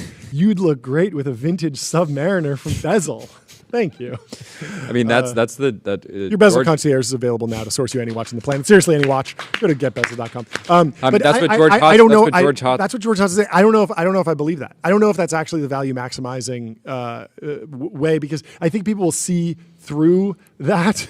Taylor's saying, "I'm in love with this clanker, John." I'm in love with a clanker. That there's going to be music like that for sure. It'll be on the next GPT-5 playlist. I'm not. I understand the George Hotz take. I think that will. I think the team of CIA agents tracking you around, trying to sell you things, that will exist all over the internet. But I think in the companion market, there will be demand for like not necessarily ads in the physical world. It might play out more like the mobile games market, more like the Fortnite market, where there was a point where if you're playing, Fortnite is a free game, but you play it a lot and you get a lot of value out of it. Yeah. And at a certain point, you're just like, yeah, I'll pay $100 for like a loot box or like some skins, because like the amount of time that I've spent is way higher than what I would pay if I was going to the movie theater. Like, you go to the movie theater, it's $20 for 2 hours. If you've played Fortnite for 100 hours, you've gotten hundreds of dollars of value. Why are you buying this skin that doesn't actually increase your abilities in the game? Exactly. And you could imagine a user buying Valentine a new suit. Yes. Why did you buy Valentine a new suit? Yeah. She loves Valentine. Exactly. Or why did you gift like these virtual roses? Like, they don't mean anything. They're just ones and zeros. They're literally 100% marginal cost. Tyler, what you got? I was just gonna say, like, I know a lot of kids who spent like thousands of dollars on Fortnite. Yeah. But then there was that lawsuit, and then they got most of it back. They did? Yeah. Wait, they actually got the money back? Yeah, you Wait, could like because they were underage or what? I think the must have been. Okay. Yeah, Huh. because it would. It was the parents, probably parent-led class action, basically, being like, I didn't actually, like, you were using my card. I didn't actually authorize this. Yeah. That makes sense. There's a post from Lucas Beyer who joined MSL earlier. He was with the Swiss division, remember? Oh, yeah. He posted about an hour ago. Looks like there's an ongoing XAI exodus. Wild. The talent wars. Somebody from XAI fired back and said, not sure where this come from. The number of people leaving on our site is significantly lower than most of our competitors. Lucas says, not sure if you relate it to team size, and although harder to do, impact. So a lot of people going back and forth here. But anyways, in other news, state of Wyoming has launched its own stablecoin. People have been waiting for this, saying, why hasn't Wyoming launched a Visa-supported stablecoin called Front? Okay. On 7 blockchains. I don't know if this is a top signal. Oh, this is funny. The bill, so the stablecoin bill banned central bank digital currencies for the federal government, but not for states. And so I guess the state can. Yeah. Is this just like an olive branch or like marketing for Wyoming? Because I know Wyoming was always pro-crypto. They were big into that whole the world of DAOs. But I wonder, like this is the whole idea of state currencies is like very antithetical to the Declaration of Independence and like the creation of the United States. Like that was one of the main things that like unification of the states did was let's get rid of like Georgia dollars and New York dollars because it's making cross-border commerce like impossible. But I guess if it's I just don't understand it. It's a stable coin. It probably runs on like standard crypto rails, compatible with Visa, but also I imagine that it's backed 1-to-1 by USD, and so it has a mandated 102% reserve requirement. Okay, backed by short duration T-bills, U.S. dollars. I don't know what their plan is. This is fascinating. We should talk to somebody who's going giga long. Anyway, so I think what you got? I'm looking at the Constitution, Article 1, Section 10. Please. It says no state shall blah blah blah coin money. So I think. Against Constitution, maybe? Well, where we're going, we don't need the Constitution. It's outdated. Yeah, it's like that near post, like there's no laws anymore. Yeah. Something like that recently. Crime is legal. I think that was the post. Yeah. They're saying... I don't know. I mean... paying vendors in seconds to enabling tax refunds and social benefits on-chain. Front brings state action into the programmable era. Okay. I don't know why they wouldn't just be like, we're adopting USDC or Tether. It just seems like very odd to build your own. USDC is programmable. Yeah. I would need to know more about like the differentiator because like, again, you've asked this question a bunch to the stablecoin folks. Like, are we going to see Cole's Cash? And this feels like Cole's Cash. But maybe it gets you some benefits. If it gets me to cut to the front of the line in the Wyoming DMV, maybe it's worth it. Anyway. The age of neutrality as a journalistic principle is over, says Julia Steinberg at Arena Mag. She says, I don't know anyone in their 20s who believes in it. Neutrality made sense when there were 3 cable TV channels and everyone in a small-sized city read the same paper. When we have thousands of options to satisfy their media diet, they're not going to choose neutral. And so this is a quote. Lulu says it's refreshing to see a media outlet lean into their lefty politics. I respect this. What's grating is when media or companies claim to be neutral or nonpartisan when it's untrue. I hope the argument's fundraising deck was titled, Now You Too Can Own the Libs.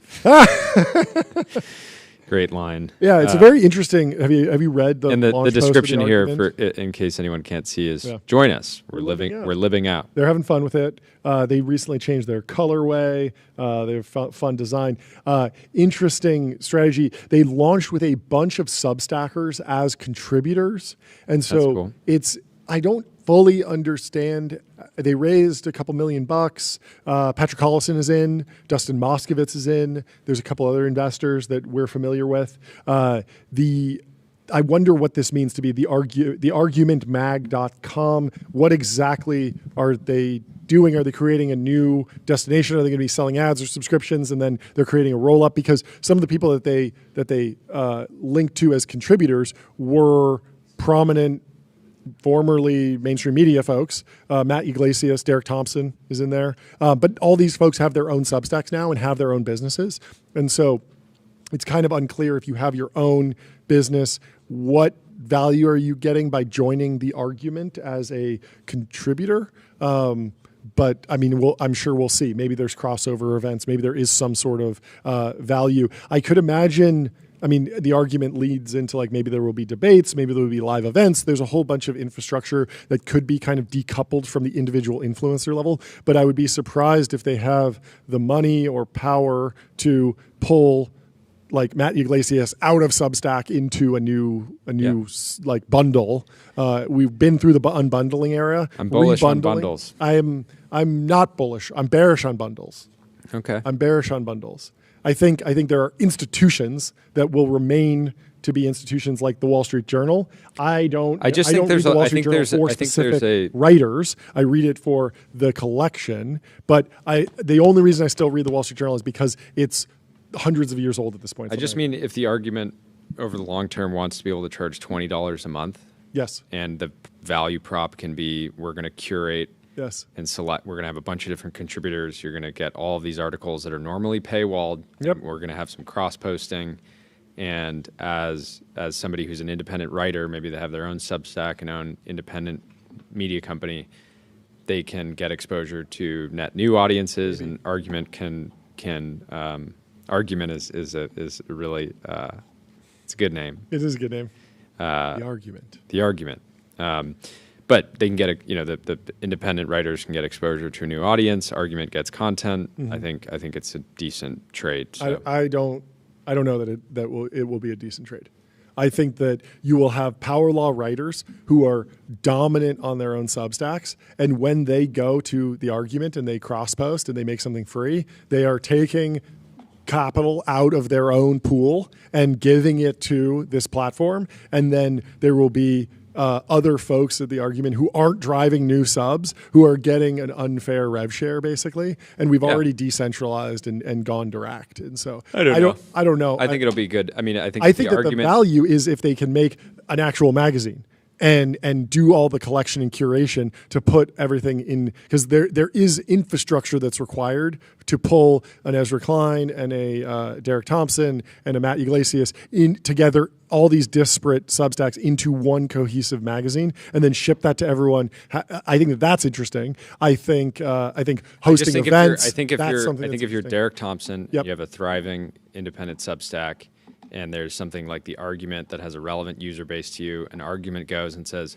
they don't have a relevant. Yeah, but they will. They will. Maybe. They will eventually. Yeah. Right? And if Derek Thompson knows, okay, a lot of my audience is also subscribed to the argument, but there's 20,000 people. Yeah. I will give them my article for free at some point because it's not gonna material. If I gave every one of my articles, it would be material, right? Interesting. I mean, it's certainly possible. If it works, we're going to see a lot more of these, like Substack, like aggregation layers on top of Substack, like communities, essentially. I wonder if there'd be one for tech. There's a lot of tech writers. I've always said we don't necessarily need 20 different independent tech journalists that all have a subscription for $20 a month that are scoops-driven businesses. Where like Newcomer, for example, we don't need 10 more newcomers. But there is an incentive for writers to want to be independent.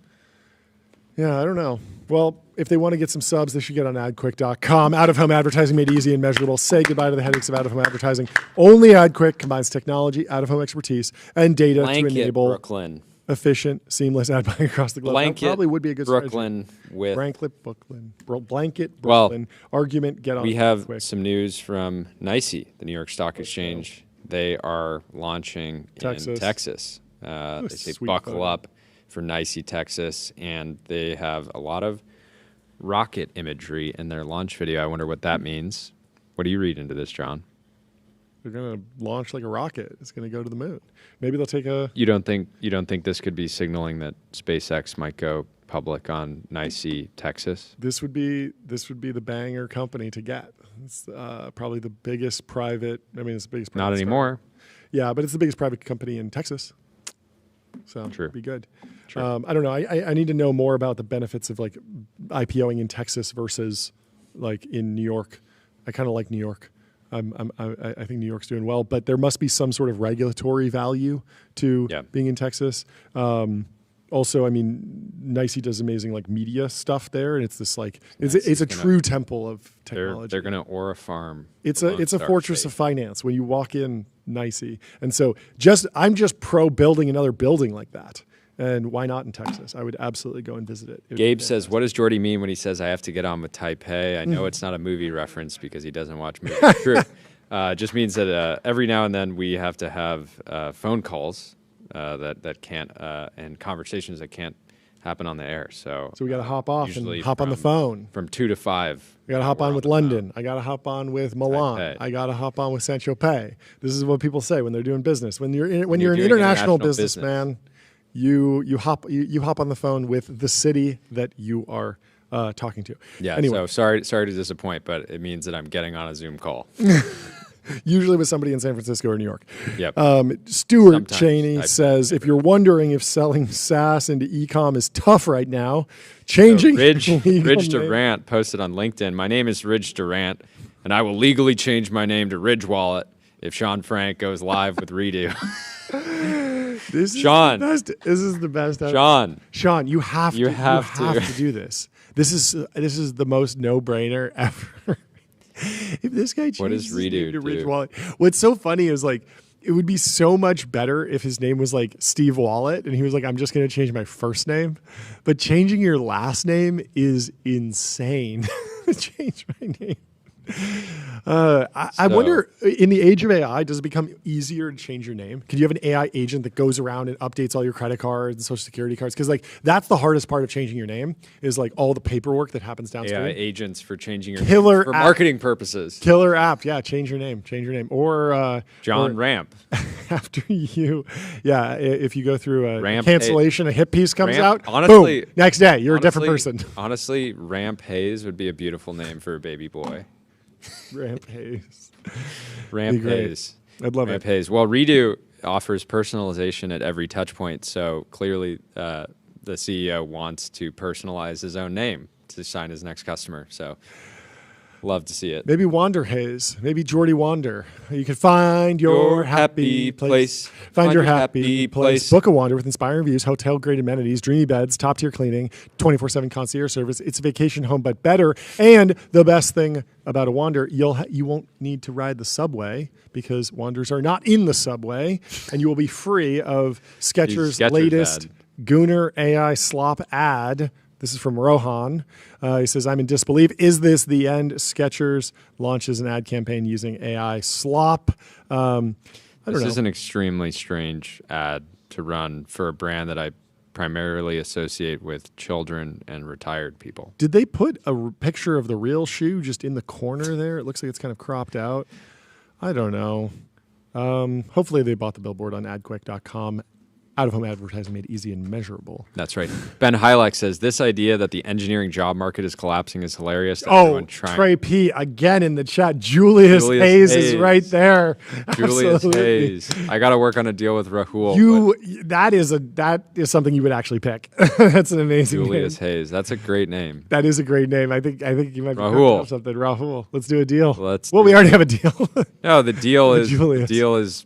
You put, a couple $100,000 in a college fund for my son. For Julius Hayes. And you have an ad for life. Yeah. Everywhere he goes, it'll be like, why did your parents name you Julius? You can think of a few reasons. And, I was named after a tool to better help you understand your business using AI. That's great. Ben Hilak says, this idea that the engineering job market is collapsing is hilarious to everyone trying to hire an engineer right now. Literally has never been more demand.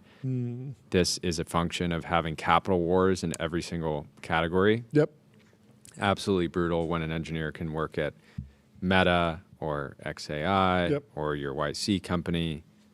Prices go through the roof, especially for top talent. I mean, we have been hearing in the chat today that some folks have been having hard times getting engineering jobs as new grads. I think what we keep coming back to is that the shape of engineers, and great engineers in particular, is changing. It's no longer leet codes and being able to do FizzBuzz on a whiteboard. It is thinking creatively about problem solving, understanding complex systems, high agency mindsets, unique skills that you can piece together. A lot of companies that are hiring engineers are doing specific things. So they might be working in the legal market or nuclear or hard tech or AI or something. And so being on the frontier of like a micro discipline, it's probably not enough to just be like, one engineer, please. It's like, no, I want an engineer that can vibe code really quickly and create maintainable software, or I want someone who can solve really hard problems that can't be one shot by Claude Code or any other vibe coding platform. The demands are changing, and then also like the job market is just extremely noisy, and so you have to break through in a really unique way. So if you're looking for a job, what you should do, pick the company that you want to work for, legally change your name to that company. And I mean, this is what Tyler TBPN over there did. Flip-flops. Yeah. If you had changed your name to Tyler TBPN, I actually think we would not have hired you. I think we would have been creeped out. But it we appreciate having you, Flip-flops.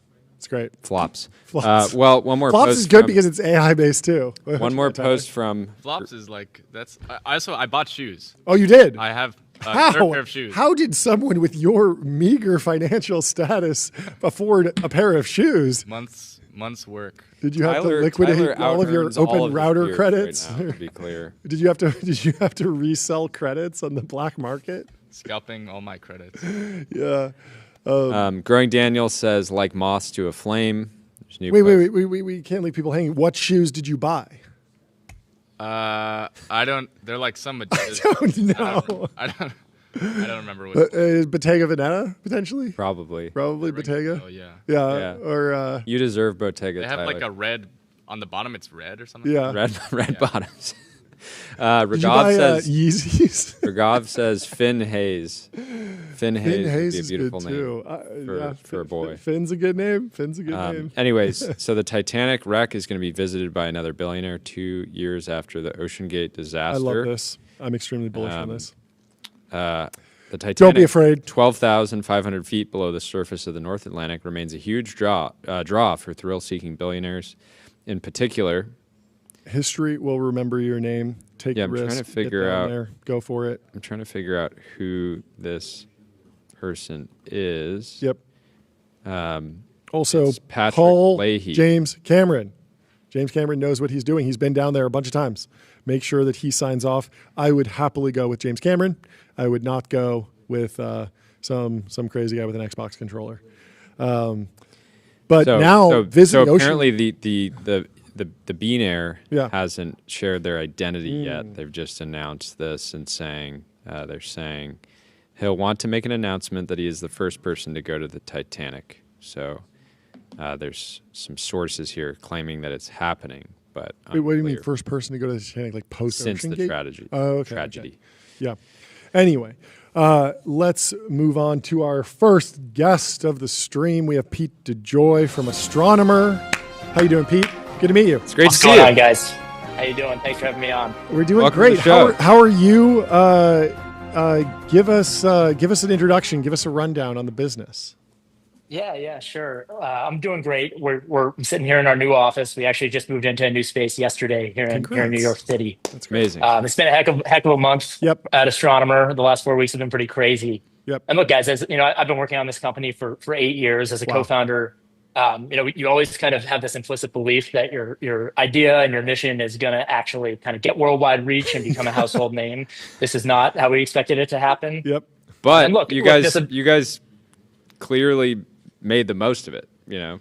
Yeah. I think you for sure. I would kill to be in like a fly on the wall in a cocktail party 2 months ago where you once again have to explain what you do and people are like, oh, cool. Yeah. Is that going well? Like, yeah, cool. And you're like, yeah. And you're like, actually, for sure. amazing, and we have raised like a Series D, and we're a huge company. We just thought it was amazing. I remember it was probably like a month ago at this point, but somebody was like, wow, Ramp's so good at marketing. They managed to like be, right on the last post on LinkedIn was like talking about your guys' partnership with Ramp. It's hilarious. We've done some great work with them. I actually wound up learning a ton. With our moms have gotten much easier. Yeah, for sure. Yeah, I wound up learning a ton about Apache Airflow through this. I learned a ton about the company. But I'm interested in a little bit more of the history. How did you get into this? I want to talk about the comp to how Databricks is working. There's an open source story here. There's competition with hyperscalers. I actually do want to talk about the business. So maybe go into the prehistory. What led you to found the company? What was your background before starting Astronomer? Yeah, so we founded the company as a group of 5 of us in Cincinnati, Ohio. It was a great team. We were pretty scrappy. There's a long story there that I'm sure we don't have time to go into today. Sure. But the short of it is we were really inspired by the work that Databricks was doing with Spark at the time and the work that Confluent was doing with Kafka. Yep. And when Airflow came out of Airbnb, we worked with Maxime, the creator, to really form a commercial entity that could drive it forward. And that was really the focus of our business for the first several years of our existence, just establishing the community and trying to get to the next level. And we're fortunate enough to get that level of kind of viral adoption in the open source, specifically at the high end of the market, that formed a basis for us to build a commercial business around. And that's what we've been focused for the last 5 years or so. Yeah, what does that early work look like? Like there's this open source project. Are you just contributing to the open source project? Are you going to companies that are already running an open source implementation and just saying, let us act as almost like a consultant? Are you spinning up kind of a self-serve portal? Like what are the different steps that you're actually taking? Yeah, early on, it was threefold. The first thing was we need to establish credibility and velocity in the open source because you can't build an open source business unless you have a viral and vibrant open source community. So that was focus number one. Then early on, before you actually have a commercial product, because you have to devote all of your R&D resources towards building this open source community and project, you do a bunch of services deals and kind of consulting around that open source to form the basis of a business. And in our case, we use that to finance the development of our cloud product and on-prem product. Got it. So we started there. We started with open source. We started with services and consulting. And then we're able to bring a cloud product to market several years thereafter. And that really has formed the basis for our growth and business. And what was the early adopter? Graph databases are going to be used by social networks. Like what's kind of the most tangible business value example that you can give of like someone using Astronomer or Airflow broadly, like just this technology specifically, like what is it used for? Yeah, sure. Yeah, Airflow generally is like seen as mission control for your data. There are 80,000 companies in the world using it to schedule, monitor, and manage these data workflows that are powering these data and AI applications. It just had its biggest update ever. We released Airflow 3 in March. We were very proud of it. It's very much built. Thank you. I think Jordy's going to hit the gong. Airflow 3. Okay, fires me up. But one immediate question I have is how did during those early days, how did the venture community react to this kind of strategy? It feels like today every startup will talk about their open source strategy, but a lot of it ends up feeling just kind of like marketing because it's the thing to do because there's been so many examples and winners like Astronomer that invested in open source early and really built a business on it. But now it ends up just being like kind of we have an open source strategy, but there's not a lot if you kind of dig in. Yeah, no, definitely more obvious today than it was back then. Like keep in mind when we started Astronomer, Redshift was like the cloud data warehouse of choice. We would like see Snowflake very sparingly in the wild, but it definitely was not like one of our common discussions in the field. And obviously that changed pretty dramatically through the years. And I think the industry started to wake up to the value of these businesses and how aggressively they can grow if you get them right. So to your question, it definitely has changed. It's more obvious now, and it's more of an execution challenge. You guys brought up kind of the hypervisor competition. That's one of the kind of core riddles that you need to solve as an open source business. But it's been great to see the trajectory of the company and the support from the venture community. We were fortunate enough to raise a $93 million Series D round in March from the good folks at Bain Capital. Very exciting. Very great time for the company. And we're just looking forward on driving it forward, guys. We've got a great list of customers. Ramp is one of them. They're an amazing business and also a great podcast sponsor, from what I understand. Yes. The best. Been very helpful. They're using AI everywhere, naturally, and a lot of these AI workflows that are doing everything from fraud detection when you swipe a Ramp card to kind of automation of internal outbound sales processes are actually powered by Astronomer under the hood. Sure. And we built a great partnership with them, getting those to life. Talk about how you guys turn this kind of incident into a win, because I think it was many people in our neck of the woods, specifically on X, were saying that this was like the PR masterstroke. It was one of the best executed kind of campaigns. It was genuinely funny and perfectly timed. But I'm curious what kind of that process looked like, and the team, and even it was a risk, logical, right? Like, it's not like everyone. I believe wasn't Ryan Reynolds involved? Like, that's not somebody who's like hanging out with every single Silicon Valley company. Like, it's not like, oh yeah, everyone that does a Series D with Bain Capital is teamed up with Ryan Reynolds now. Like, that's not the narrative. And so that was fascinating. So very interested to see just the thought process. Yeah, look, candidly, my team deserves so much of the credit for that. We were dealing with so much in that first week after everything went down, and definitely did not have a celebrity cameo talking about Apache Airflow on my bingo card in the grand scheme of building this company. But look, the reason we felt like it was important to do something was that we found ourselves in this position effectively overnight where more people in the world knew about our business than we ever anticipated would, even in kind of the most extreme circumstances. And we also have an incredible team of 300 plus people that have spent almost a decade pouring blood, sweat, and tears into building what we believe to be a great company. So we just wanted to be sure that when the public thought about Astronomer, now that everyone knew who we were, they knew a little bit about what we did. And that was really the incentive to actually go do something. And we were fortunate to have our 15 minutes of fame. It worked out in such an asymmetric way for us as far as like kind of the PR and media angle is concerned. But the challenge to go viral again with a media, with an ad that actually explained the business was the magic of it, which was so great. It was like, hey, we're going to get people's attention again, but this time let's make sure that we talk about what we actually do. Yep. That's right. What was the? I'm curious to get a sense of demand over the last. Have you guys benefited? Have you tried to capture? I'm sure you've captured value from all this extra attention. Maybe CTOs waking up of saying, I hadn't heard about Astronomer, and suddenly I want to sign up for a demo and seriously explore this. But what's that been like? Yeah, look, our employees and customers have maintained an incredible amount of stability through this. It's been really actually incredible to see. But we're an enterprise software business, so it's not like consumer eyeballs deterministically translate to dollars. Yeah. Like, there's not some calculus that says because we have this many page views, like I think our site got more views than the New York Times for a day, that actually like outputs a dollar amount in terms of like these big enterprise deals that we're doing. But I will say we have seen a lot of early signs just in kind of entering our third fiscal quarter that many of our potential buyers, CTOs, CIOs, CDOs, know about us now that didn't prior. We've gotten a lot of inbound calls. Our sales team is fielding them like crazy.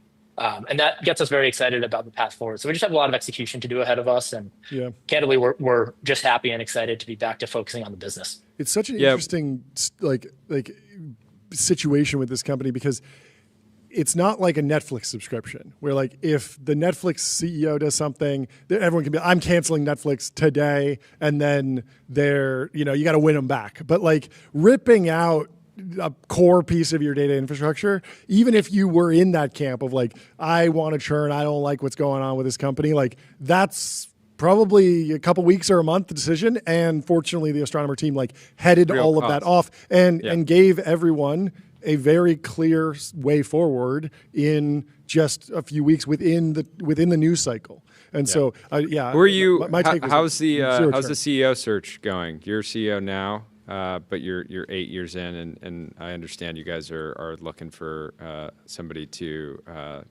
carry the torch for the next chapter.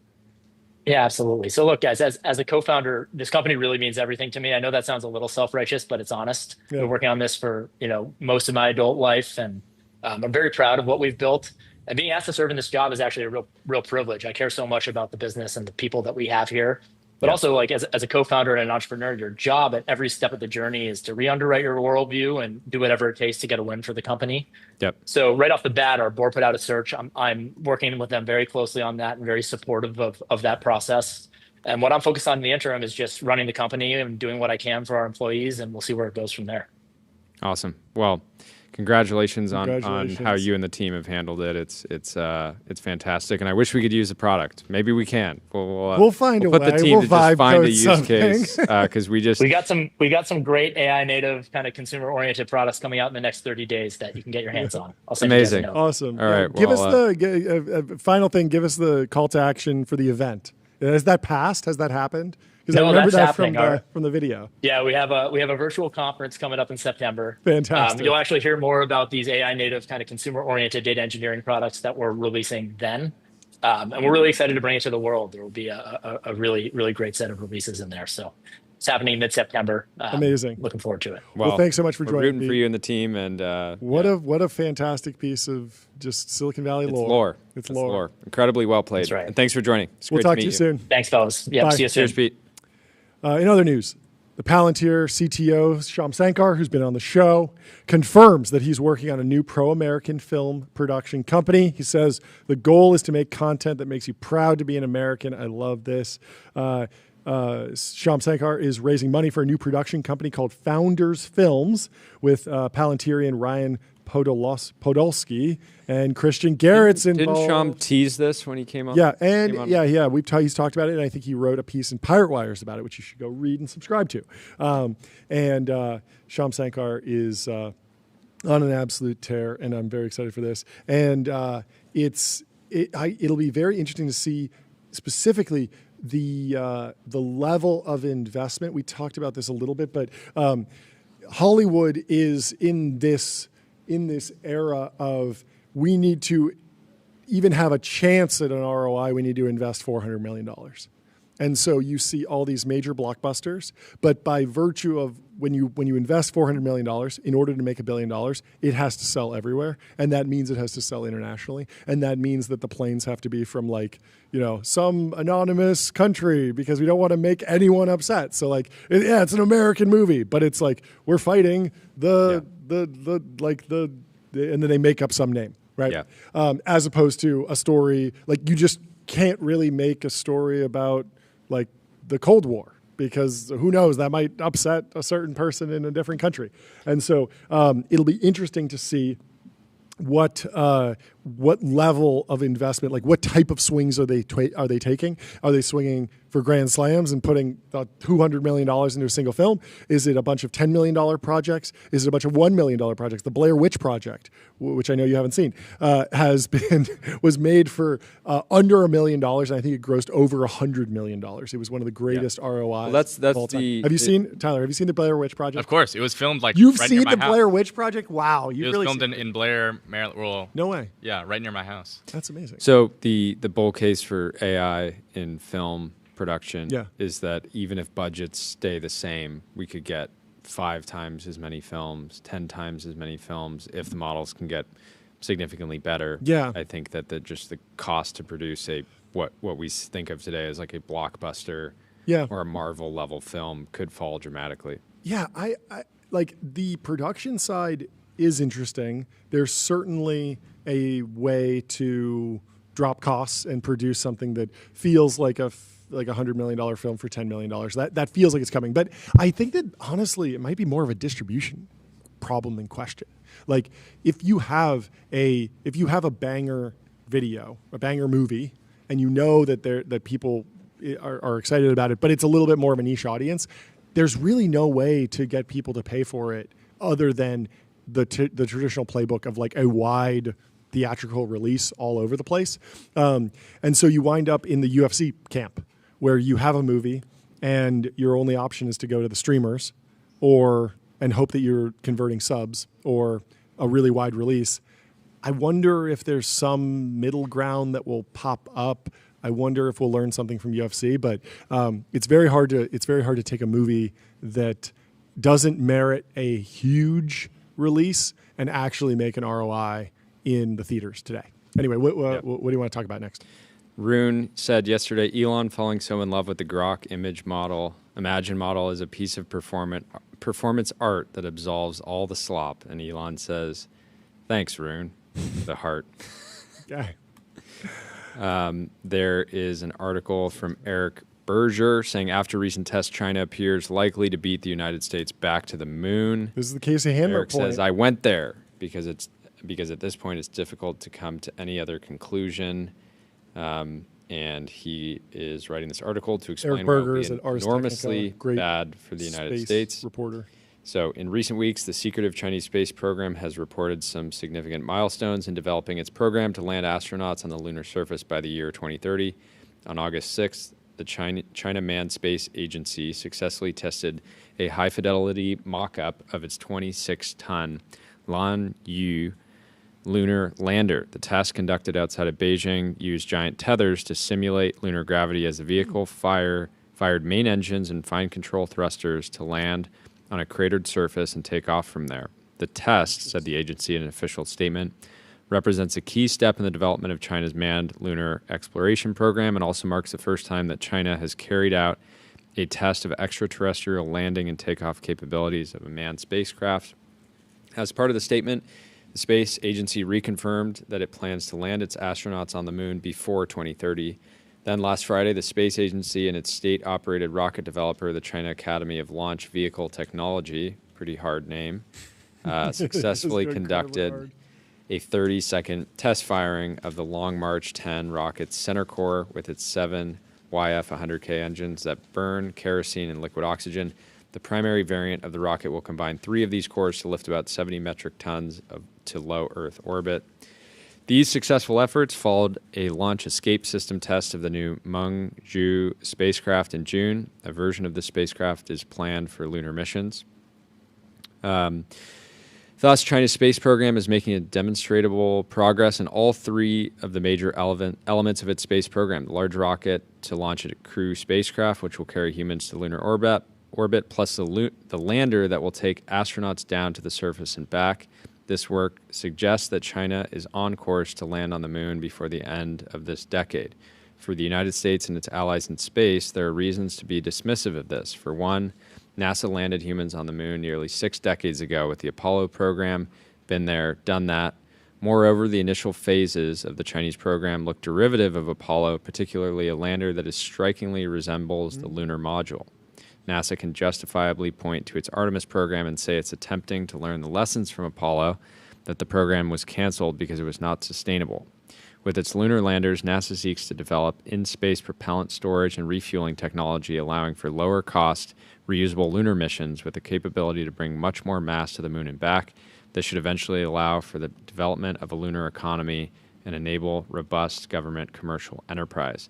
But recent setbacks with SpaceX Starship vehicle, one of 2 lunar landers under contract with NASA, alongside Blue Origin's Mark II lander, indicate that it will still be several years until these newer technologies are ready to go.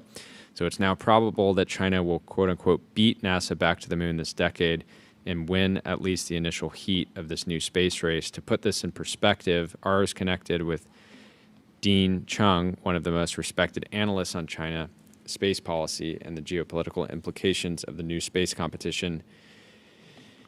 And Silicon Valley cannot save us at this point. Only Wall Street can save us. The solution is make the moon a state, as Mike Solana suggested, create mortgages on the moon, and then securitize them. And once Wall Street allow retail to go long. Once BlackRock owns 75% of the moon, then we're in business. Yeah, they've been getting Wall Street's been getting pushback on owning single-family homes. They own Let's 99% divert that of them. capital to Blackstone owns 99% of all the houses in America now. They own all of them. They bought my house from me. I didn't want them to. They just bought it from me. I didn't have an option. Yeah. They were like, sale and lease back. You rent now. You will own nothing and you will be happy. Yes, that's exactly what happened.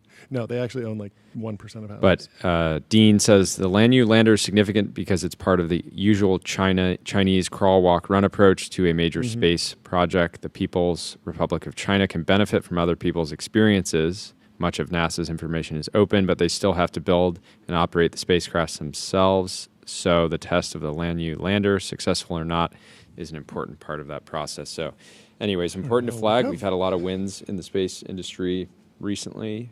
And it's tough. It's tough to bootstrap an economy. Like, it is an incredible milestone, and yet America's done it. So there's not as much of an incentive just to be the first. It's not superlative. And then the question for SpaceX is, are you better off landing on the moon or just putting up more Starlinks and just making more subscriptions? Like, it is a little bit harder to underwrite in the early stage. It takes a long time. Maybe you need a new government program, some sort of incentive. I mean, fortunately, like, Firefly's been to the moon, Blue Origin's planning, SpaceX is planning. Like, there are a lot of competitive American companies that are working towards it, but the underlying incentive, there's just other ways to make money in space right now that might be higher value, although it will be a very weird moment if China's just up and back on the moon constantly, running around, bouncing around, live streaming from the moon. We got to get back. We got to get back. I agree. We have to go back. Would you like to read through the reverse Deepseek moment, the bull case for GPT-5? This is an interesting post. So why don't you kick it off? I'll be right back. Sure. So Zivi Moshowitz says, everyone agrees that the release of GPT-5 was botched. Not everyone agrees. Semi-analysis likes it. I think Ben Thompson likes it for the most part. I have a good bull case here too. So this is a lot of stuff I agree with. But there was a lot of pushback. And so he says, everyone can also agree that the direct jump from GPT-4o and o3 to GPT-5 was not of a similar size to the jump from GPT-3 to GPT-4. That was not the direct quantum leap we were hoping for, and that the release was overhyped quite a bit. And I still don't know how much OpenAI is responsible for the overhyping, or just the fact that they used a number. Maybe they should have just stuck around and made it GPT 4.7, and then the hype would have been a lot lower. But nevertheless, the launch went out. I think the naming's better. GPT-5 still represented the release of at least 3 distinct models: GPT-5 Fast, GPT-5 Thinking, GPT-5 Pro. The naming is much better. The naming conventions are much better. At least 2 and likely all of 3 are state-of-the-art within their class, along with GPT-5 Auto, which is the router. The problem is that the release was so botched that OpenAI is now experiencing a reverse DeepSeek moment. All the forces that caused us to overreact to DeepSeek R1 are now working against OpenAI in reverse. This threatens to give Washington, D.C., and I think this is why this is important and why we should be focused on this, and its key decision makers, a very false impression of a lack of progress in AI, especially progress towards AGI, that could lead to some very poor decisions, and it could do the same for corporations and individuals. I spent last week, he says, covering the release of GPT-5. This puts GPT-5 in perspective. So the reverse DeepSeek moment. In January, DeepSeek released R1. We had this DeepSeek moment. Everyone panicked about how China had caught up. It's a good model, sir, but only an ordinary good model, substantially behind the frontier. Most people hadn't used reasoning models yet, and so R1 was the first one that they had used, and R1, from a UX perspective, revealed the reasoning chain, and that was a revelatory experience for DeepSeek users. And so we had the DeepSeek moment because of a confluence of factors. 1, $6 million model, negative narrative, gave a false impression on cost. 2, they offered a good, clean app with visible chain of thought. It went viral. 3, the new style caused an overestimate of model quality. 3, with the 4th, faked the App Store downloads. The timing was impeccable, allegedly, both in order of model releases and within the tech tree. 5, safety testing and other steps were skipped, leaving various flaws. This was pure fast follow, but in our haste, no one took any of that into account. 6, a false impression of momentum and stories about Chinese momentum. 7, the always insist open models will win crowd amplified the vibes because they love open source. And 8, the stock market was highly lacking in situational awareness, suddenly realizing various known facts and also misunderstanding many important factors. GPT-5 is now having a reverse DeepSeek moment, including many direct parallels. GPT-5 is evaluated as if it was scaling up compute in a way that it doesn't.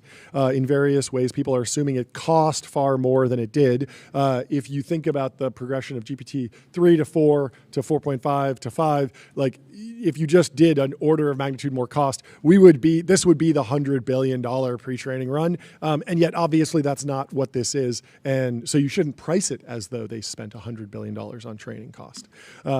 2, they offered poor initial experience with rate caps and lost models and missing features. A broken router and complaints about losing 4.0 sycophancy went viral. 3, the new style and people evaluating GPT-5 when they should have been evaluating GPT-5 thinking caused an underestimate of model quality. So if you're an O3 user and you accidentally downgraded to GPT-5 fast, you were like, oh, this is backwards. But if you went forward and stuck to pro or thinking, you probably had a decent experience. Do you think people are more or less confused now with all the model naming? I think they might be more confused because it's just like they had the folks who had remembered 4.1, what 4.5 is, what 0.3 is, what 4.0 is. Those folks, even 0.3 and 0.3 Pro, I never really learned the difference. I just always hammered 0.3 Pro. But because you kind of identify with. I'm a pay pig. Being true professional. Yes. I'm a professional. I'm a professional chatter. So also 4, the timing was directly after Anthropic and previous releases had already eaten the most impressive recent parts of the tech tree, so gains incorrectly look small. In particular, gains from reasoning models and from the original GPT-4 to 4.0 are being ignored when considering GPT-4 to GPT-5. And so if you're thinking about just comping GPT-4 to GPT-5, you have to include 4.0's progress and 0.3's progress and all of that. GPT-5 is a refinement of previous models optimized for efficiency and is breaking new territory, and that's not being taken into account. A false impression of hype and a story is about loss of momentum. And the OpenAI is flailing crowd and the open model crowd amplified the vibes. The stock market actually was smart this time and shrugged it off. That's a hint.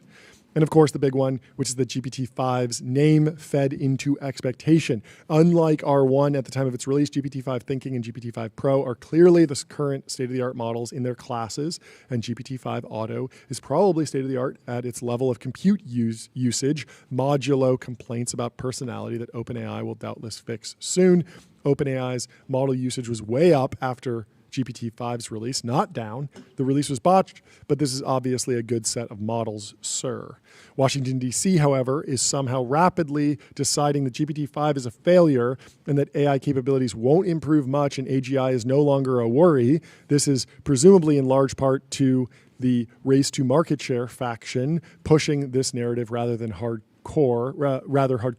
and having this be super convenient for that. And so he talks a little bit about how DC is maybe thinking that AI progress is stalling out. So he says, to be clear, American AI is making rapid progress, including at OpenAI. How do you know this is happening? Well, he has some quotes. Dean Ball says, the jump in performance and utility of frontier models between April 2024, GPT-4 Turbo, and April 2025, 0.3, is bigger than the jump between GPT-3 and GPT-4. People alleging a slowdown in progress due to GPT-5 are fooling themselves. This is odd because GPT-3 was released. That gap between GPT-3 and GPT-4 is not 1 year. GPT-3 was released in 2020, I believe. And so that was more like a 4-year run. So we might still be slowing down, but it's still impressive progress. Most people, when they think of the GPT-3 to GPT-4 bump, they're really talking about GPT 3.5-002 DaVinci, which was the model that shipped in ChatGPT free tier, and then got the 4 upgrade just a few months later. Anyway, people are, still debating this. I think I'm coming away pretty happy, and I think they made some good decisions. I think Ben Thompson has a pretty good take that the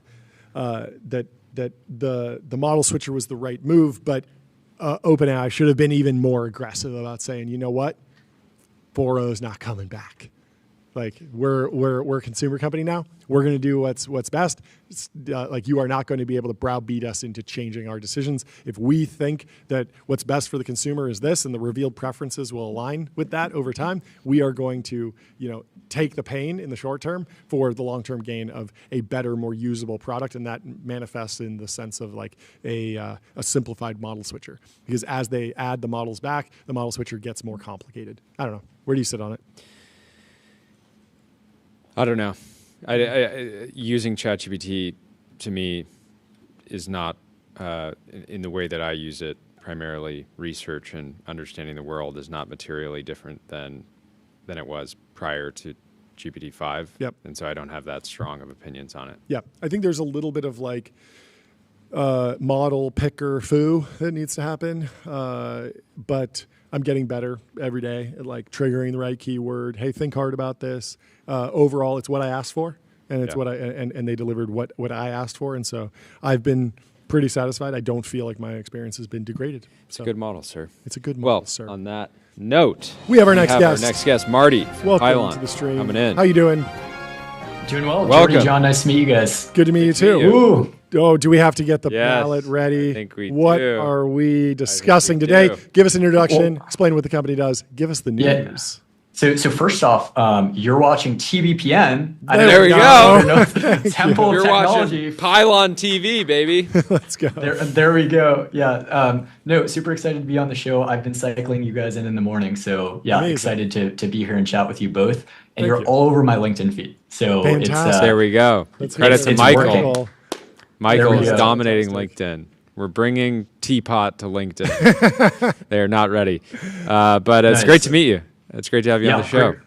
Great to be here. Yeah, no, I'm here to announce our Series B fundraise for Pylon. So we just raised $31 million, co-led by Andreessen and BCV. So Congratulations. Sorry to interrupt. nice. Thank you. It's And- always the You jump have a scare. crisp gong hit. Always. Good to see Bain Capital getting a W here. We just interviewed Pete DeJoy from Astronomer, another BCV company. So we're happy to have you on the show.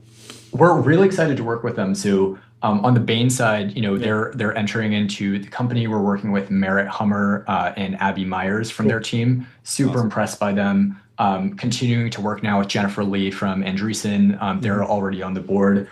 This is an awesome fundraise. Actually, every time we've raised money, we haven't needed to. People kind of came to us and then, pitched us on our vision, did their reverse pitch, and then we made it happen. So really excited to be here and Talk about continue building the product. Talk about slicing the market.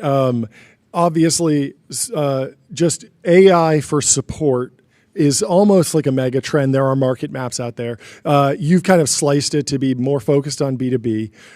Take me through some of the slices of what support looks like in various B2B contexts, because the customer support tickets that I maybe send into my law firm are different than I send into my 3PL. So where have you been seeing green shoots? Yes. Beachheads, opportunities. What is kind of the early adopter customer for Pylon look like? Yeah. Yeah, absolutely. So first off, part of the market, if we want to zoom out for a bit, Zendesk, Salesforce Service Cloud make around 35% of their revenue off of B2B. And so that's actually the slice of revenue that we're going after. Mm-hmm. On the Salesforce side, total revenue from Service Cloud is $9 billion. So we're going after quite a big chunk there. They can share. They have enough. You're saying they have enough to share. Exactly. Yeah. And the difference between B2B and B2C, in consumer, you have very simple transactional support questions and only one customer facing team, customer support. In B2B, you don't just have customer support, you also have customer success, solutions, professional services, account management, and all the conversations that are coming in are related to not just like a transactional support question, but could be routed to any one of those teams. And you need account context that's being pulled in from not just that conversation, but many other sources. So for example, call recordings or notes that were left on customers, implementation plans. And so we kind of fit to all of those different use cases, all those different personas, and sync all that data in. One way to think about us strategically is we're building something similar to Rippling, but for this post-sales use case where kind of all in one product, consolidating a lot of tools that people would otherwise buy and making it really applied to this B2B customer persona. So there's a debate on whether AI native tools like Pylon are going after these end software markets, or potentially winning labor spend? Where do you kind of sit in that debate, and how do you so there's a TAM here? There's a difference. We have like the native AI agent companies, your Fins, your Decagons, et cetera. They're going after enterprise, immediately plugging into the system of record. We're taking a different approach. We're actually building the system of record from scratch, so replacing Zendesk and then layering in AI agents as well. And so we think basically whoever controls the data, the workflows, actually has a lot of power and is way more defensible than the AI agent companies. And then also for the B2B use case, because it's way more complex and you need way more context across these many different channels and sources, we're plugging into those in a way that no one else is. So really, I think we're going to win the B2B market completely. And then there's going to be a knife fight for consumer. Last question for me. It's already happening, really. Yeah. Are you seeing any? Oh, sorry. Somebody posted today that stood out as basically being like, everyone thinks that every software engineer is going to be replaced. Meanwhile, Amazon still employs 100,000 customer support reps. Wow. Really? That's probably not 100,000. There's no way. It can't be that much. You don't, but a lot. Yeah. I mean, maybe through all the different like consulting arms and like third-party groups, if you really trace through everything. Employees is contracts with potentially. And there's a difference as well. Like when you look at B2B, it's actually usually much higher skilled labor, and it's not just, hey, we're outsourcing it to a BPO in another country. It's actually, hey, these are like higher tier, more complex support engineers who also work with solutions teams, account managers, and it's just way more complicated of a deal. So you're not handling transactional questions; they're much more complicated. And frankly, actually, AI mostly isn't good enough to answer a lot of these B2B questions. So instead of trying to solve them and do a bad job of it right now and tarnish customer relationships, we're trying to essentially plug into all the workflows and own all those workflows so that we do have a chance to eventually become fully agentic once the AI gets good enough and we have the data consolidated into Pylon. Going fully agentic. I like that. Congrats on the race. Thank you so much for hopping on the show. Love the clarity of vision, and it's great to have you on. We'll see you on LinkedIn. Have a good one. Cool. Bye. Cheers. We got to hop on with Matteo from 8 Sleep. Get that gong ready, Jordy Hayes. There's some big news. Oh, I would love to take a crack. Thank you. Let's bring in Matteo from 8 Sleep. What you got for us, Matteo? What's the news of the day? We just raised 100 million. Oh, there we go. Congratulations. Yeah. It's great to see you. Great to see you again, guys. Yeah. I'm excited to be here again. Hasn't been very long. Oh, good. It's great to be back. Give us the update on everything. How did this round come together? Talk about the progress. We want the full pitch. Yeah, of course. I mean, this is a massive milestone for us. You know, we just announced 100 million in new funding. Total funding to date is $250 million. Wow. There we go. And so not bad. But I think the best news, honestly, is we have been free cash flow positive for the whole year. Wow. We have been free cash flow positive for most of the past 10 quarters. So the good news is we didn't need the money. The company is in a really strong financial position, but we have a very ambitious plan, and we found a couple of great investors, including our existing investors that they wanted to come in. And so of the existing investors, Valor, with Antonio Gracias, first investor in Tesla, Founders Fund, YC, and a few others. And then also HSG, that will help us to really scale China and Asia. So right now we are in 30 countries. But the next big piece is Asia, particularly in China, and I think that alone could double our business. Yeah. Talk more about China. Obviously, you've been advertising with F1. It's an incredibly global sport. Everyone sleeps, regardless of what country they're in. Yep. What's the shape of the opportunity there? Is there an opportunity on the supply chain side, the distribution side, the customer side? Have you not been cloned already? I feel like there would be an 8 Sleep knockoff over there. How are you going to beat them if they'd already exist? Yeah. I think my immediate reaction is they're this is a very it's a simple product to understand, simple product to use as a consumer, but incredibly difficult to clone, more so than like a toaster. Right? Like you have this hardware software dynamic. You're dealing with the elements, right? It's not as it's closer in some ways to you need to use it intensely every single day, obviously. But anyways. Yeah.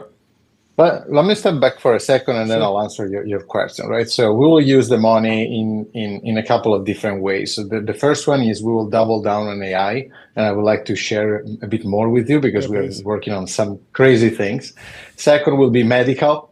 So we are going to file for FDA in a couple of different dimensions, including sleep apnea. I think will be really big. And so you will see sleep becoming more and more medical, but still consumer medical. And then international expansion with China.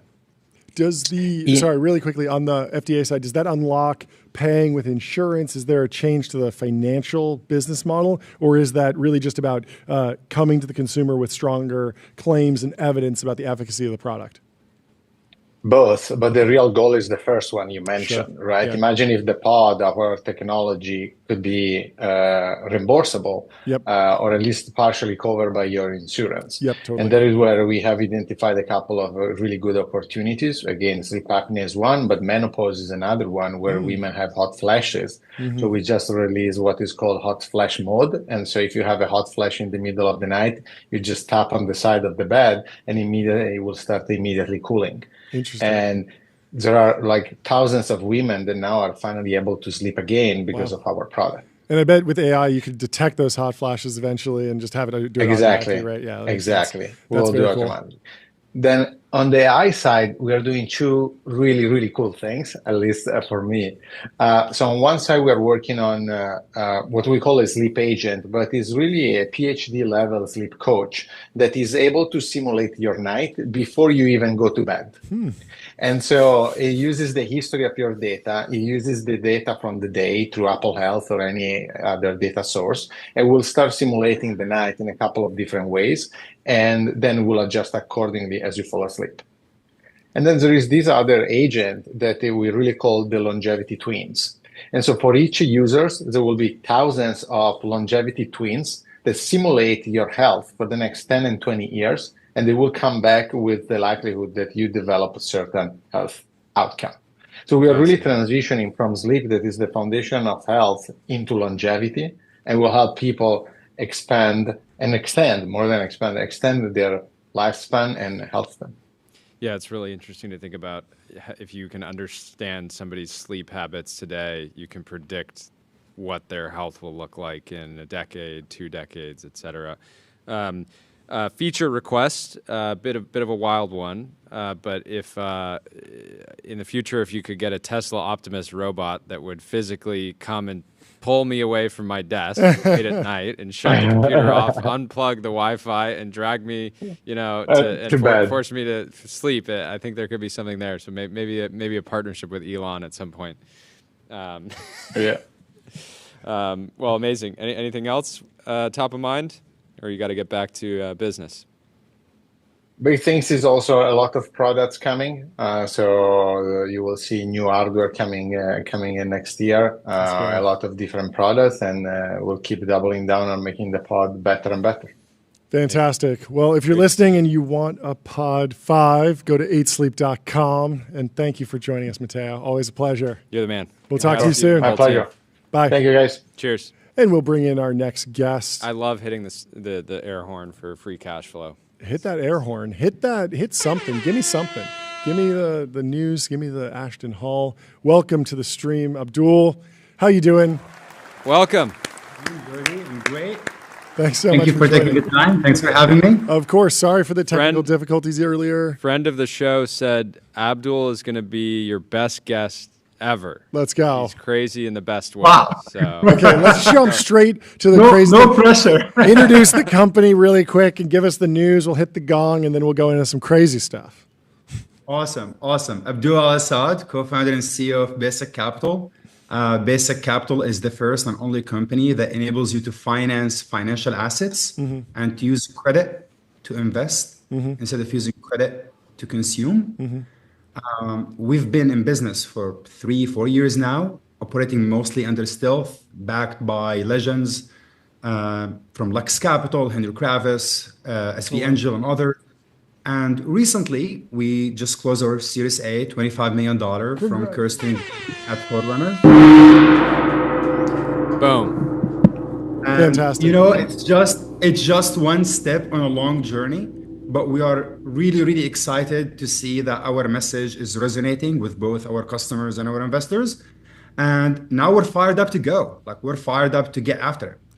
There was a viral video about you guys like a month ago or something, and people were controversial. It was your video. Abdul's video. But people were going wild. It was put the timeline in turmoil. Walk me through what happened. What is the pushback against this again? What do the haters say? And then I don't know if you can steel man them. The haters would say this is all well and good when numbers are going up. But what happens when numbers go down? Right? So, but what happens? The timeline is not very good at nuance and detail. So good opportunity to kind of explain all the different dynamics. So we've been operating under the radar.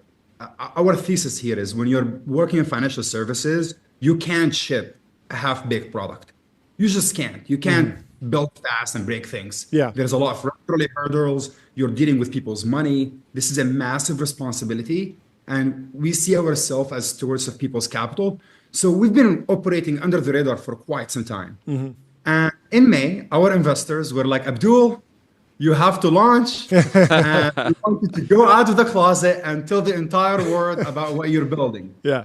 And my thesis is if you're going to do something, you have to do it extremely well.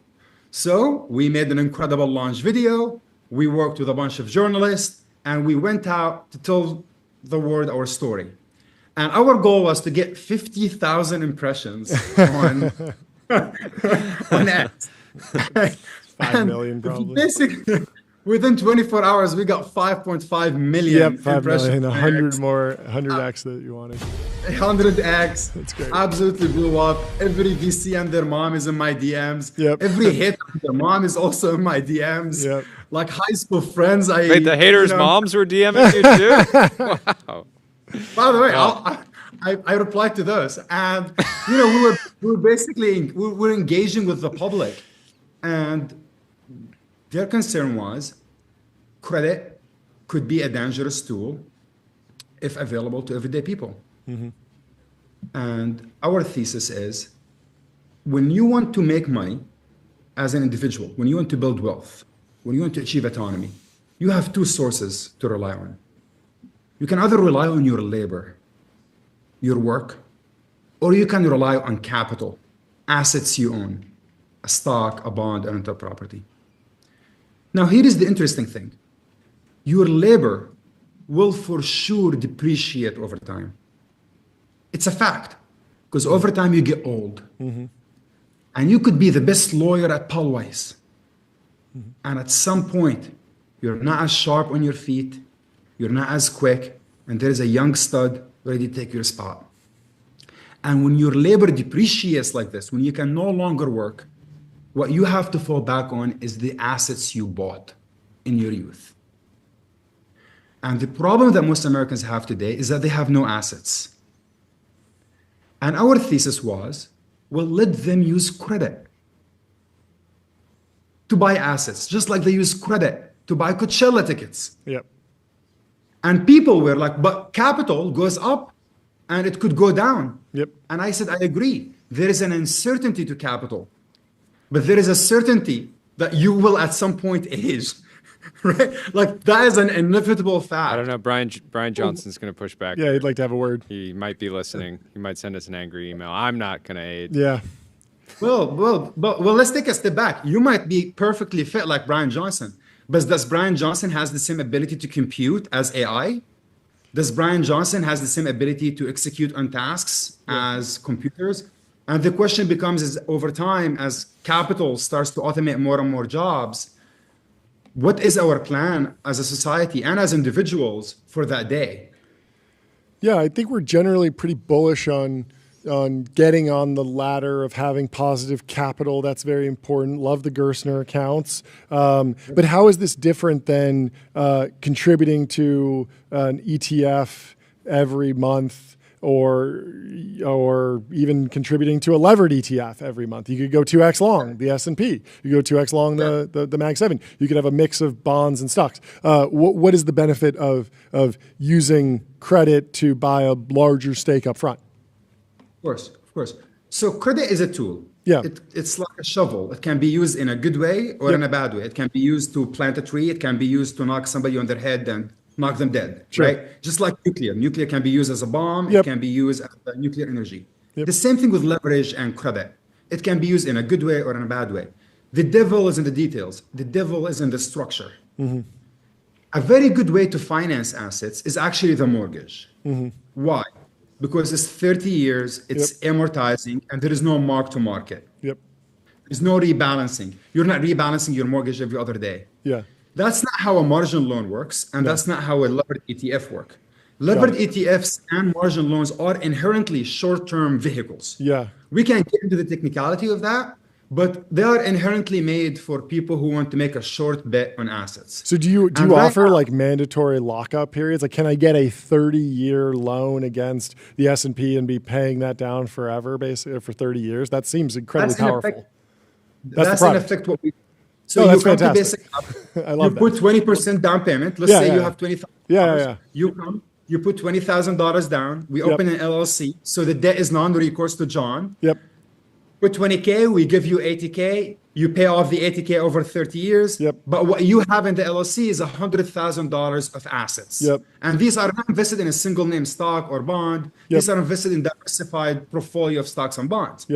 And our thesis is, instead of buying a house, taking your entire life savings and betting it on a zip code, you can take a piece of your life saving, lever it up 5 times, and invest in a diversified portfolio of stocks and bonds. That's the thesis here. Just the habit for So who's the right person for this product? Because I'm assuming long-term investor. Long-term investor. So that means somebody that's maybe going to retire in 30 years or 20 years, something like that. If you have anything less than 10-year horizon, you should not consider basic capital. Basic capital is not appropriate for you.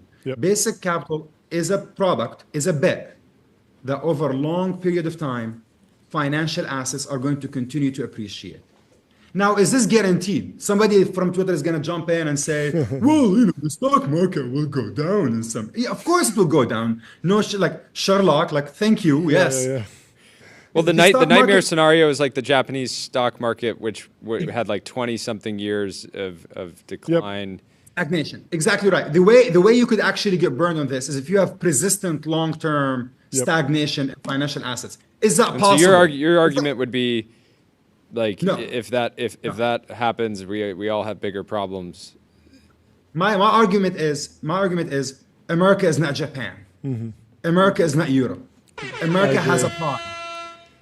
America has Silicon Valley. America is the epicenter of innovation in the world. Swedish companies like Spotify want to go public in America. Klarna want to go public in America. And when you are investing in American assets, I believe there is some network effects to these financial markets. I love it. And I love America. So I call Buffett here and I say never bet against America. And if somebody wants to take the other trade, I'm happy to do it. Like, I will do a bilateral side trade. That's literally your business. Your business. Yeah. That is fantastic. Well, congrats on the growth. I love it. This is perfect. No, it's great. It's great having you on and hearing directly and keep the viral videos going. I think next time you've set the bar high now, you aim for 50,000 views. The next video, you should just aim for 50 million. 50 million views. I want to see it. We're not going anywhere. We're not going anywhere. Our message here to everybody is, listen, there is a real problem going on in society right now, which is vast majority of Americans own no assets. And we have a solution for that. And it may be perfect, it may not be perfect. And for the people that are out there coming after us, we have a question for them. What's your plan? That's a good point. What's your plan? Yeah, these are personal decisions. These are all tools. What do we think Like, what's our plan as a society for this? And we don't think the solution is communism. We don't think the solution is socialism. We don't think the solution is Mamdani. We think the solution is to make every American a capitalist. Yep. And by capitalist, I do not mean ideologically a capitalist. I mean an owner of capital. Are you gonna last question? Is there a way? I know we have these Invest America accounts, the Brad Gerstner accounts, the Trump accounts. Could we give leverage to 1-month-olds? To children. To children. Yeah, could we help the children lever up? Please. Like that's literally that's literally the perfect application of this. They're out of the womb. They should have leverage the second they're born. A minute later, they should be levered up. You know what? I'm gonna call Brad as soon as I get off this. I'm gonna call Brad Gerstner and pitch it to him. And like the administration is open-minded to this. Like leverage is a great tool, and so many people have made so much money using leverage. And it's so condescending when we say that the average American does not deserve it. It's just disrespectful to the average American. Yep. Well, thank you so much for joining. Congratulations. Congratulations on the round. We will talk to you soon. This was really talk soon. Great chat. This was fun. Thanks, guys. Have a good one. Cheers. Farologix in the chat says, "What up, brothers? What's up, Farologix? Thanks for tuning in. We have our next guest, Derek Lowe from Medallion, coming in the studio. Derek, how you been? Good. How are you? What's happening? Welcome. Give us the news. I want to ring the gong, and then I want to talk about some of the backstory and then some of the dynamics in the industry. But please introduce yourself, the company, and the news. Yeah, for sure. My name is Derek Lowe. I'm the founder and CEO at Medallion. This is a chaotic stream, by the way. We're having fun over here. We're having fun today. Yeah. And what's the news? So we just raised $43 million led by... Wow. That's cool. Incredible. Who'd you raise it from? So Acrew led the round with participation from some of our existing insiders like Sequoia, Google Ventures, Spark Capital. We were very happy with how the round came together. Explain the business as quickly as you can, and then tell me about how the market's developing, what's going on. A lot of people have been following like the Ozempic news and the D2C wave, and just kind of get us up to speed on what's going on in the market broadly. Yeah, for sure. So we help to automate back office processes for healthcare companies, primarily around managing a clinical network. So any healthcare company, right, think like Hims or Ro or Teladoc, they all have to hire a bunch of clinicians to be able to administer care. So everything from a digital health company to a hospital to a primary care clinic. And so that clinical workforce is really the most important component of a healthcare business to be able to actually deliver care. And we essentially help with a lot of the healthcare specific operational tasks that have to happen behind the scenes to be able to manage that workforce. Is there a world where you bundle this with like payroll or something, like give the compliance stuff? Like it feels like deeply linked in the core system of record. How deep do you want to sit in the system of record stack? Yeah, it's a great question. I mean, we're very adjacent to payroll and some of those other back office workflows, but we want to target workflows that are very specific to healthcare. And so we're applying AI and automation to like this very niche like vertical, which happens to be still super massive just given the size and scale of US healthcare. We wouldn't really consider getting into payroll just because it's a super competitive space. It's very horizontal. Yeah. I remember the initial thesis was like, in the future, there will be more doctors that will be, seeing patients in different states. And so licensing particularly will be important at the early stage. How has that played out? How common is that? Is that still growing in line with your expectations? Yeah, John, I think you were actually, I was looking back, you were one of our first 10 angel investors, which is pretty cool. Let's go. When we started the company, we were very focused on digital health because it was right during COVID. And so the expansion of telehealth was obviously really relevant at that point. I think what we've seen is that post-COVID, that's leveled out quite a bit. And obviously the vast majority of care is non-telehealth based. And so typically care is delivered locally. And so as a result, where we've seen most of our growth is actually expanding beyond helping with those type of, essentially like cross-state telehealth use cases operationally, and more on actually helping providers get in network with insurance payers, as that's something that's ubiquitous. It's like 99% plus of care is delivered right through insurance. So that's where we really focus today. Where in the healthcare tech stack is proving to be AI resistant, in the sense that like the best frontier reasoning models, they just aren't satisfying people in the way that maybe people were thinking, oh, let's throw automation at this. But turns out we want to keep a human in the loop for maybe compliance reasons that we didn't perceive. Like where are the last jobs in back office healthcare going to live? Yeah, it's a great question. Parker Conner actually had a really great podcast recently, a few weeks ago, where he talked a little bit about this and how for Rippling, like AI haven't really deployed it in any major ways, at least in payroll, because it's a really critical workflow. Like things have to go right. It's very rule based. It's a really good analogy to Medallion, where we're working with an extremely fine margin for error. Things have to essentially be like perfect. And what we've seen is like current models are not capable at, I think, doing perfection. I think that they'll get there pretty quickly. But yeah, what we found is that essentially executing on these type of workflows deterministically is proving to be better for now. I think that will change quickly. Just build the software using the old tools. Hopefully some AI code gen in the mix to speed up software development, but ultimately just a and we're using it in places where the margin for error is wider. So things like calling a provider to say, hey, like you need to give us some piece of data. It's like the margin for error there is a lot wider than if you're filling out a form that requires like 100 data elements. If you get one character wrong, it can like screw up the whole process. Yeah. That's crazy. Jordy, anything else, or should we let Derek go? No, this is great. Thank you so much for hopping on. Congrats on all the progress and the growth. We will talk to you soon. Have a great rest of your day. Great to meet you, Derek. Awesome. Talk to you soon. Thanks, guys. Bye. Yeah. Up next, we have Alex from Convoke coming in the studio into the TBPN Ultra Dome. Oh, okay. I'm handing over the mallet. My turn. Give us an introduction. What's happening? What's your name? What do you do? Great to be here. I'm Alex. I'm one of the founders of Convoke. Got any news for us? And we're can you hear me? Yeah. Yeah, so I'm one of the founders of Convoke. We're building a platform to automate knowledge work required to take drugs from an idea to a product that patients can use. So today we're announcing our 8.6 million seed raise. It's from Lee Marie at Kleiner Perkins. No way! Lee Marie, the GOAT! Yeah, the GOAT. That's my GOAT. Kleiner Perkins, Randall Braswell. Yeah. Yeah, we're trying to rename the firm. Amazing. Congrats, that's amazing. Give us a quick history, the company, what you're doing before this, and how you got here.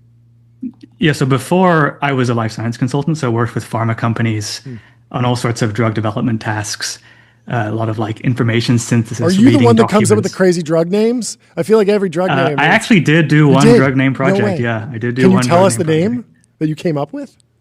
I cannot tell you. But we had to test it with patients and everything, and we were pretty happy with it. He could tell us, but he'd have to kill us. Yeah. Exactly. Yeah. Anyway, and so where have you taken the business now? Give us the latest and greatest.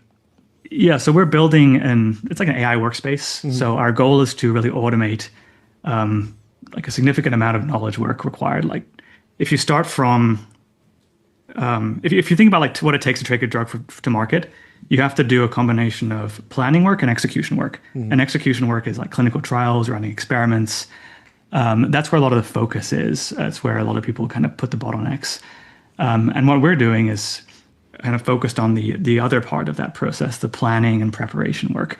So that takes like 45% of the time of a drug's life cycle.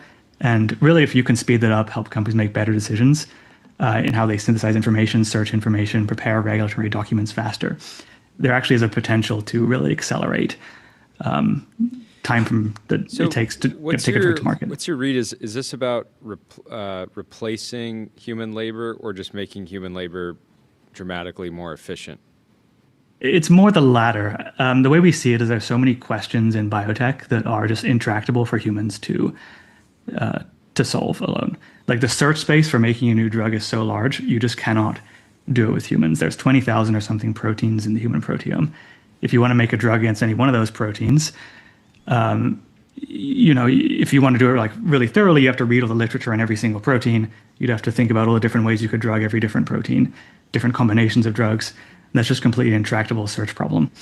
And then you'd have to make all the different documentation to like run those experiments and plan those experiments. So what ends up happening is a lot of people rely on heuristics to come up with ideas for new drugs. And we think that actually what's going to happen is people are going to change to be managers of these AI systems that are going out and doing all this work and structuring data and running analysis, and then coming back and bubbling up recommendations that the human can then, make the final call on. Where at the intersection of AI and bio are you bearish, given your experience, working in the pharmaceutical industry broadly? I'm sure you see companies that raise $100 million and maybe you don't always have the full faith of maybe their venture capital backers. Yeah, I'm relatively bearish on patient recruitment as a space. I think if you look from just the clinical trials use, one of the obvious problems is there's not enough patients, or it's hard to recruit patients for the trials, so trials run more slowly than you would like. I think the reality is that the demand for patients far exceeds the supply, especially as we're developing more and more niche drugs for niche conditions and personalized genetic medicines. And I think a lot of these companies come up with the promise that we can source and find all these patients and bring them in, when in reality the patients don't exist, or they, the only trial is being run in Mass General Hospital or something, but the patients in Nebraska. Even if you add an AI bot that can call hundreds of people or reach out to hundreds of people, it doesn't solve the fundamental kind of supply. The company needs an AI bot that gives people rare diseases so that there are more patients to cure.